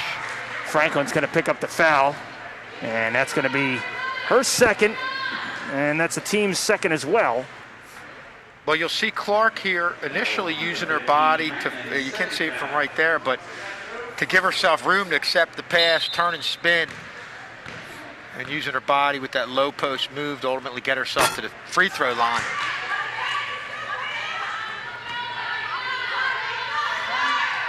First free throw no good by Madison Clark, who has 4 points this evening. 2 of 3 at the line. Make it 3 of 4. We said that early on, that we felt like this was going to be a game where Heights especially is going to get their opportunities from the free throw line. Davis deflects that one away. Sterling, 5 of 9 from the free throw line tonight. 5 of 7. Excuse me, 5 of 8 rather for Haddon Heights. Franklin, as it goes through her fingertips, and it will be Lady Garnet basketball. I have to wonder who Scott Manlove, our athletic director, cheers for here. Obviously Sterling, but being a Haddon Heights. Yeah, Haddon Heights guy and a former board member, I think on the Barrington board. I don't know if he's still there now, but I know he's really involved in the community. So I give Coach Manlove, our athletic director, a humongous shout out for the job that he has done as a first-year athletic director, taking over for Jared Claiborne during a pandemic, and just to be able to pull these sports off is really a job well done by Mr. Scott Manlove. So talk about walking in the storm. Oh, no doubt. A real nice job again by Tori Wilsey. And the thing about that is Heights has multiple options, whether it's Campbell or Davis, Richardson Muse or Davis.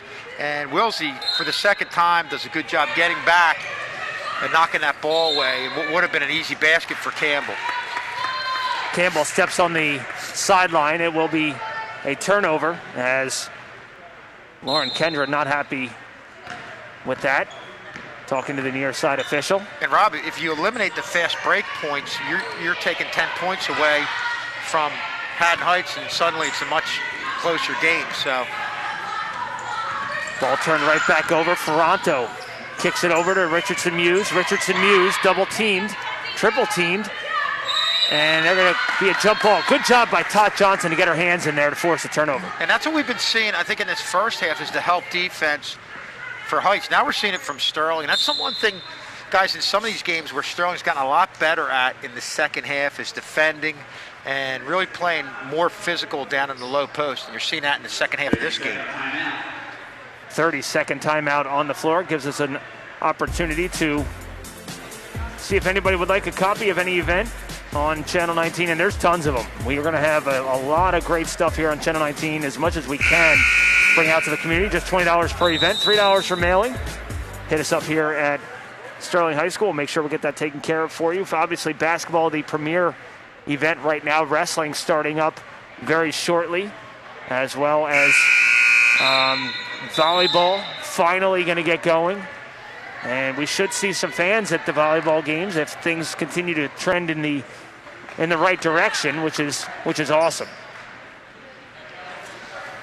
Yeah, that was definitely the sport that was most effective. You figured that with all the close contact, being indoor at a time early on when there was no vaccine. So, like I said, things are slowly getting back to normal. Todd Johnson, pair of 30s working against each other, and Todd Johnson gets the better of Madison Clark there. She has 6 points. Not only was that a great play by Tatiana Johnson, but a great play against a very tough low post defender in Clark. Ferranto, wild shot in the hands of McDonald. McDonald, Wilsey, yes. Nice assist from Bridget Dixon. And right there, Sterling's momentum slowly growing and slowly digging away into that Heights lead that was really a very large lead. This time Madison Clark wins against Leilani Franklin. Madison Clark having a nice night as she has scored in every single quarter here this evening. Dixon, yes. Nice little floater from Dixon, her first bucket of the night. Well, that's a confidence move there by Dixon, who's really been defended well on the perimeter and some of her other drives. Still stays with it, goes to the basket, and hits the running one-hander. All right, Sterling within 13 here as we approach the 4:30 mark, and they're just hanging around. If they can eliminate the turnovers, they got a shot here. One more look at Sterling's last basket. Look at the nice look there from Bridget Dixon. Boy, that's a great finish by Wilsey because she just had to catch that turn, go right up, and we look at Tatiana Johnson, as we'd said, taking over in the low post offensively. Richardson Muse for three. Goes off the back stanchion. It'll be Sterling basketball. Sterling gets a three here, and it's right back. I mean, they're not out of this game by any stretch of the imagination, as low scoring as this is. Well, and I think Tatiana Johnson, what she's able to do on the offensive end, kind of just pick things up for everybody else. McDonald off the window, gets it to rattle home. And that's what Sterling's going to need more of. Her first bucket since the first quarter. Yeah, that's a great pass by Franklin and an even better low post move for the freshman, Mackenzie McDonald. Check that. That's her first field goal of the game. She did convert 2 of 4 free throws. Wellesley almost forces a turnover. Dixon almost gets one taken away from Ferranto. Sterling right now is playing some very smart defense, able to getting some turnovers, making Heights make the mistakes. And you see right here, they're forcing Heights to make a timeout. Nice bucket down low here as you look at nice little pass and assist here for Bridget Dixon, and she's shifty and really quick little freshman there running the point here for Sterling in her first year here at Sterling High School. The passing's been outstanding, especially some of the fast breaks. Really, and that's tough. You have somebody on you, you're running up court, and the timing, leading the girl ahead and putting the ball right there. But I want to look at that play by Tatiana Johnson, that spin move. She spun first.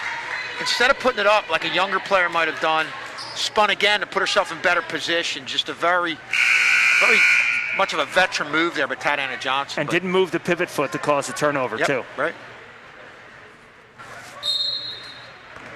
Back to live action after the timeout. Sterling within 11.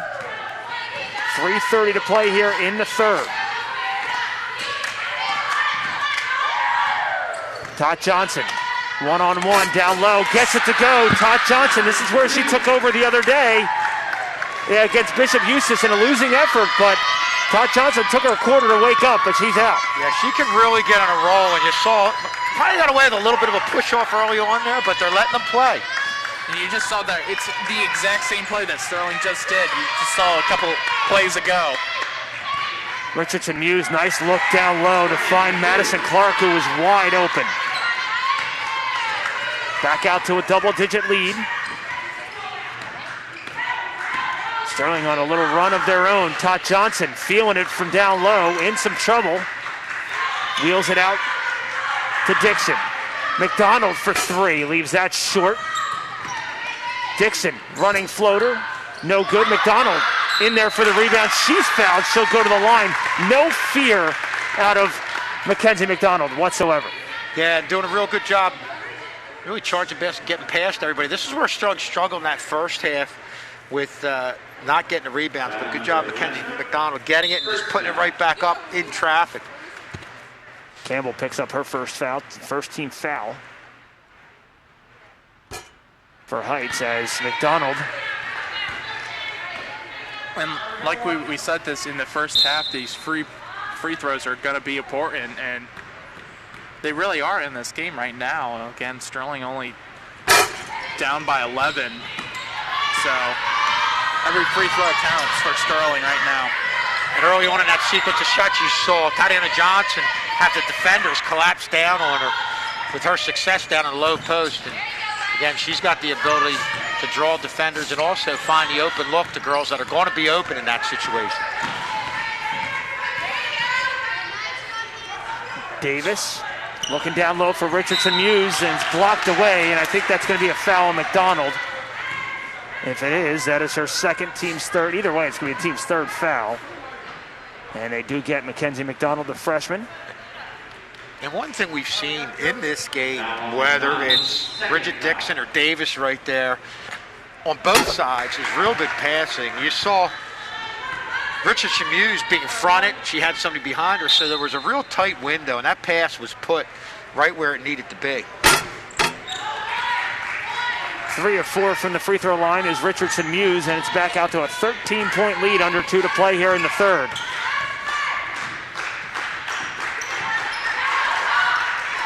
Franklin leaves it short. On the floor is Wilsey. Wilsey gets it back out to Franklin.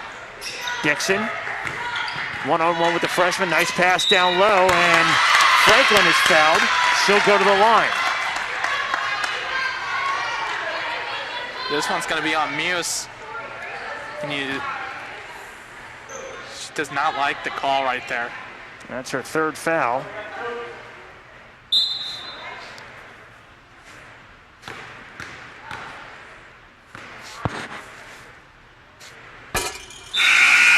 No good on the first attempt is Leilani Franklin, as the substitution going to check into the game. The lone senior, Victoria Speakman, going to check into the game, replacing the aforementioned Richardson Muse.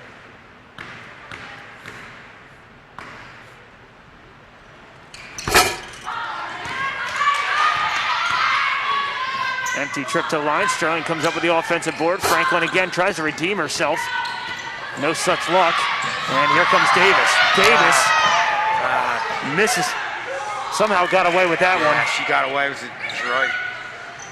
And draining the triple is Maggie Campbell. Her second three. And that's a tough bout for Sterling right there. And she's one who can definitely get hot from the outside. You've got to get out there on her. The problem is she's got that quick first step and drive to the basket. Tot Johnson, too strong. Franklin with the rebound. Franklin all the way in, off the front of the iron, no good. Rebound over to the Garnets. Here comes Ferranto. Ferranto momentarily had Campbell underneath the basket, didn't see her, but somehow she winds up with the basketball. And it was just too far underneath the net to convert. Yeah, good no call. Ball on both of them for Sterling. Good job letting them play. Wilsey. Dixon with 35 to play. McDonald down low. Nice move. Can't get it to fall, and McDonald goes to the floor. They're going to call a jump ball. One coach's daughter battling against another coach's daughter. And that's going to happen for a couple more years. Here's the three from Campbell, and that was a dagger because should have been Sterling basketball, I think. Yeah.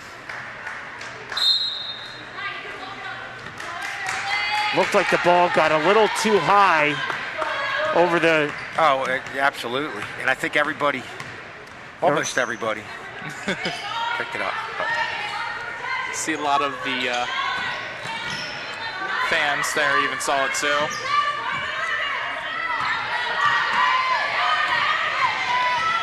Five to play. Ferranto dishes it off. Diorio, no good. Rebound is going to be controlled by Sterling. And it's going to be back to a 16-point deficit for the Lady Knights as we head into the fourth quarter. Let's get a chance to meet junior Tori Wilsey, member of the Lady Knights basketball team. Tori Wilsey, junior, shooting guard, Stratford, New Jersey. My favorite pro team is the Lakers because I like LeBron. My favorite college team is St. Joe's. They're really bad this year. They're like 1-8, but my brother goes there, so I like them. I don't really have any, but like when we stretch before the game, I like stand in the same spot every time. The biggest influencer on the development of my game would probably be my middle school coach, Mr. Molman, because he always pushed me to be my best. My future goals or ambitions after high school are to go to college to major in nursing and play lacrosse.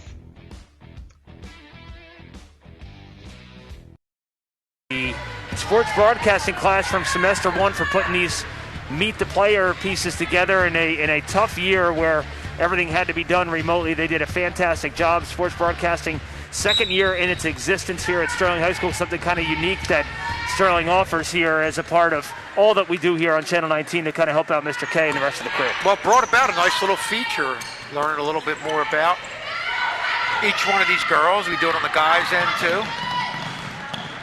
Trying to turn that into a full year course for next year potentially. Instead of just covering one semester, get to cover some of the spring sports as well. I remember taking that as the first time when it came out. I'm glad to see that it's growing a lot bigger now. Three ball on the way from Diorio is well long into the hands of Tot Johnson. Sterling trailing by 16. Johnson trying to find McDonald. McDonald double team. Nice move by McDonald.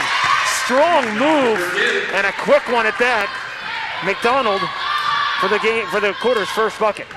You do different things on that spin move to gain space or gain some ground, get closer to the basket, and that one, she gained ground, got closer to the basket. That's an upper level move there by Mackenzie McDonald. Three on the way from Campbell, too strong. Rebound down low from Clark. Clark, and it's going to force a jump ball.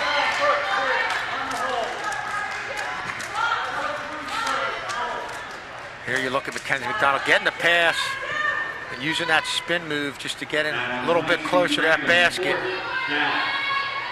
Another one, Rob, playing like the daughter of a coach. Yeah. I'm sure she soaked in a lot over the years.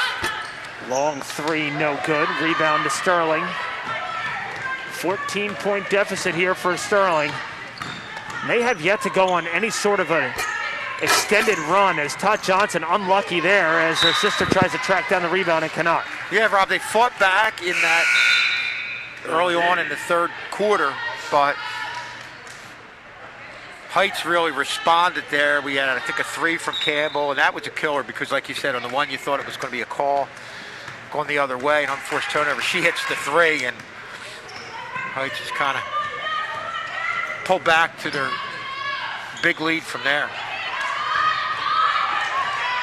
Sterling comes up with the turnover, but they need points on these turnovers.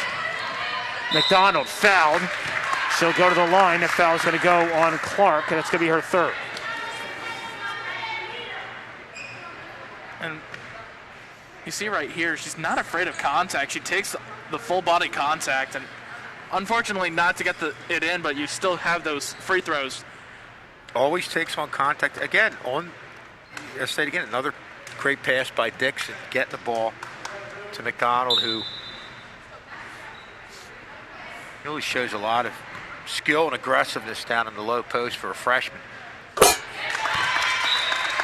Converts the first, does McDonald. Sterling 6 of 14 as a team from the free throw line tonight. And you guys said it from the very beginning that free throws, even from the onset, the first 4 minutes of the game, that this was going to be a factor in tonight's game. Oh, no question about it, because Sterling has to get their baskets down the low post. Really don't have anything of a perimeter game. And Heights is sensing that. They're collapsing down, so if you go in and drive to the basket, chances are, if you get in there close, you're going to be drawing contact. You're going to get yourself to the free throw line. Ferranto, Richardson Muse, 1-on-2, and she traveled. One too many steps as the Sterling defense collapsed down on her.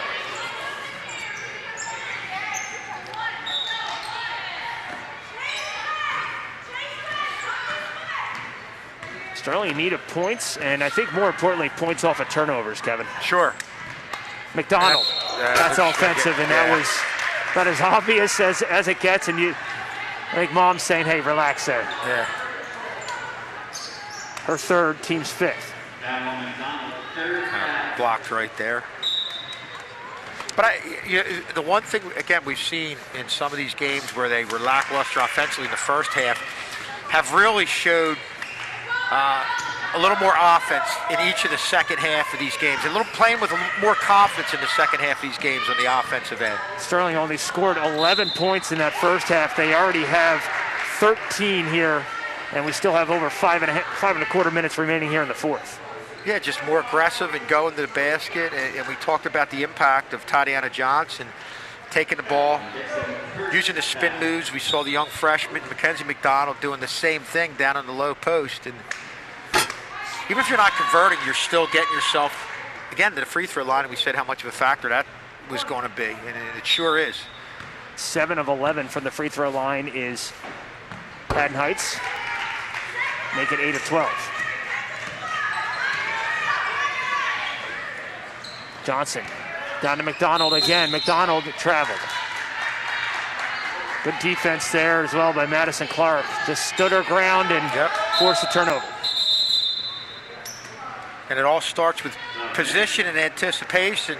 And you see she kind of moved over a little bit, anticipating that spin move, and she was right in the right spot, had her feet set, and was able to draw the foul. She's going to take a seat. Raina Pelkak takes her spot.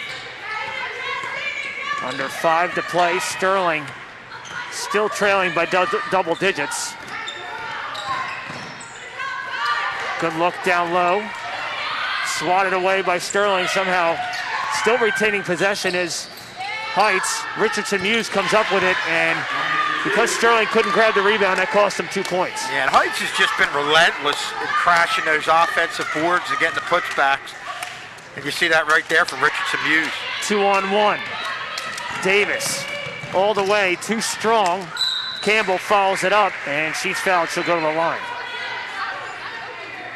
14 points on the night for Maggie Campbell, the junior. 7th team foul on Sterling, as Leilani Franklin has just fouled out of this game. And that's the other thing. They've really done a better job keeping an eye on Campbell. Rob Gage had the 3, but other than that, you know, in a game where she had 11 points in the first half, hasn't really done a whole lot in the second half of this game. Timeout on the floor. It's a full timeout with 4:24 remaining here in this fourth quarter. Sterling trailing by 16. And the next game, not going to be Thursday this time around. We're going for a Friday, the last Friday in February, as Rancocas Valley going to come to town, a team that we've seen a lot over the last decade plus coming in here. A team that we're very familiar with. Always a good squad up there at Rancocas Valley. Going to make the trip down 295. Come see us 4 o'clock JV and 5:30 varsity start. I feel like there were some overtime matchups that ended up in overtime games. This is back in 2012 when Kylie was playing. Those were the years, I mean, we were like a top 5 team, and really some great battles. And they were always the types of games that got you ready for the playoffs. It was almost like a playoff atmosphere. A lot of people in the stands, a lot of intensity, and really made for some good memories. Campbell's first trip to the free throw line is good. Somehow only managing 2 points per game. According to that graphic, she is having herself a night, if that's true. 15 points out of the junior. She might be a little higher than that. I would say so. 2 for 2 from the line for Maggie Campbell. And the largest lead of the night for the Lady Garnets at 18. Saying she's averaging 8 per game, even still well above her average. Johnson, little floater, too strong.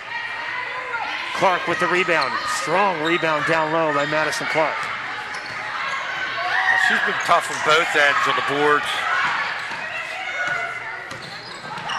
Halfway through the fourth, Richardson Muse up top working against Pelkak. Clark has it blocked from behind by Johnson. Pair of 30s. And a pair of blocks for Todd Johnson. Takes the 3 herself, leaves that one short, tries to corral the loose ball. Rifled up ahead. Ferranto, and a travel.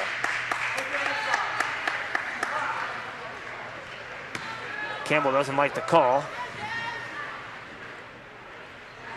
Shakes her head as she retreats back to her defensive end of the court. 3:30 remaining here in the fourth. Dixon left that one short for Franklin. Ferranto will probably slow things down here for the Garnets. Richardson Muse for 3. And it's going to be a loose ball foul the other way as Richardson Muse going to pick up her 4th. Thought that'd be a more patient set down the floor for Heights there. Yeah, with the lead, but you see Strong on the other end trying to get the ball down to Franklin. You're seeing them defend it from the front and behind.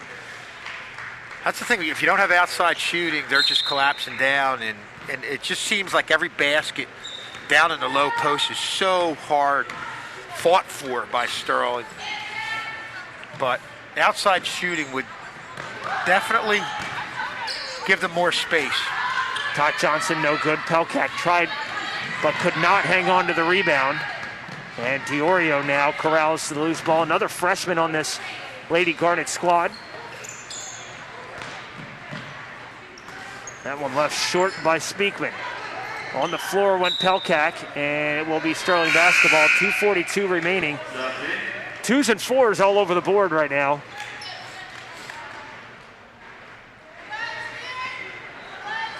Seventeen fouls for Sterling, 4 for the Lady Garnets.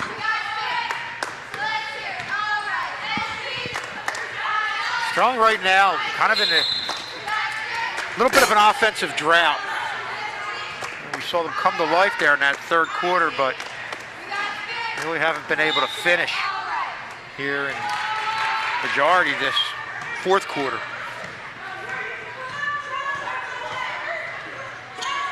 Again, the next game coming up on Friday night. Rancocas Valley, we'll have it for you live here on YouTube. We're glad you joined us here tonight, especially for joining us from the Haddon Heights Garnet Crazies area. Rob Strauss, John Hallwood, Kevin Schulz. It's been a good one here tonight. Entertaining game here. Johnson running floaters, no good. Rebound in the hands of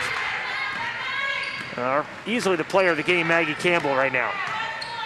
Having herself a real great night offensively, defensively. Again, Campbell just being at the right place at the right time and able to get some nice points and just clean up some of the shots. Kayla Franklin going to pick up her third, team's 8th. Be a 2-shot foul for Madison Clark, who has 9 points tonight. Going to get to double digits. She'll have one opportunity to do so. Stella Eiter is going to check in, and for all intent and purposes, Maggie Campbell's night is done. She will exit the game with 16 points as Clark has 10. Doubles her average, which is a great job because she usually averages 8 points, and wonderful, just again, what a wonderful night from Campbell. Yeah, just an outstanding young player. And on the Sterling end, I mean, this is the type of year where you just want to try to improve within each game. As we see the putback by Raina Pelkat. Head coach Lauren Kendra going to go to the bench again and bring in Elizabeth Pender. As well as some of the subs, you look at Todd Johnson there, is just really just done such a great job from a leadership standpoint and offensive standpoint for this team this year with a young team. Yeah, I mean, you felt like towards the end of the first half, the offenses she had carried over in that third quarter, but ultimately if you're not hitting from the outside and they're just able to collapse down low, and you see from Heights not only a lot of good work on the offensive end, but great help defense and hedging on the defensive end. And just as you say, that's what Sterling was missing. Right on cue, they hit from the outside. Jasmine Johnson, her first bucket of the night. You get that, if you had that early on in this game, I think you'd be looking at a different game. I really do. You hit from the outside and maybe do a better job stopping the fast break, which Sterling did to their credit in the second half. There hasn't been as many easy fast break baskets by Haddon Heights. 30 seconds remaining in this one. Heights is going to take care of Sterling as it's deflected out of bounds. 27.4 remaining. As you look at the shot there by Jasmine Johnson, nothing but nylon. Yeah. Again, you're going to get wide open looks. It's just, like I said, just the shots aren't falling. Not much you can do, but Johnson was able to hit that one. Johnson gets run into by Franklin. 15 seconds remaining. Time for one more shot. Pelkak trying to convert. She cannot. And Speakman's going to hang on to the ball. The lone senior on the team is going to have the ball for the end of the game. And Lady Garnets come into Sterling and defeat the Lady Knights 43-28, guys. Yeah, just a game where, it started off back and forth early on, but Heights just did the job in the offensive end. I think got out to that big lead with a lot of the fast break baskets and did a better job hitting from the outside. Maggie Campbell, the junior, finishes with 16. John did a fantastic job this evening. She did, and again, we mentioned that she averages 8 points a game, and it's a really good job from the junior. Had a wonderful night, and nothing that Sterling could do really could stop her. Right place, right time. And she'll be the leading scorer for Sterling. Todd Johnson finishes with 10, but gives a ton of effort every single time she's out there. Does a really good job. Well, we talked about a lot of her baskets, and for that matter, anybody who scored down a low post basket, in low post, they weren't easy baskets. They were heavily contended. A lot of trips to the free throw line, but go back to not hitting from the outside. They pack things down in the low post, and there's not a lot of space down there, but she gave it her best shot, but just came up short. So that'll do it for us here. Our next contest is going to be Friday night. 4 o'clock start as Rancocas Valley comes to town. believe they're the Red Devils. Am I wrong on that? That is, they are the Red Devils. Okay. That's great work out of my memory. That doesn't work very often the older I get. Friday, February 26th, the Red Devils of Rancocas Valley coming to town, 4 o'clock JV game. John Hallwood and Jacob Clark will most likely have the call for that one. Schulze and myself will have the 5:30 p.m. varsity start. You can also watch that on YouTube, on youtube.com/Sterling TV 19. For Tad Kozaneski, the entire Channel 19 crew, and John Hallwood, Kevin Schulze, I'm Rob Strauss. Final score, 43-28. The Garnets take this one. We'll see you Friday night against Rancocas Valley. Good night.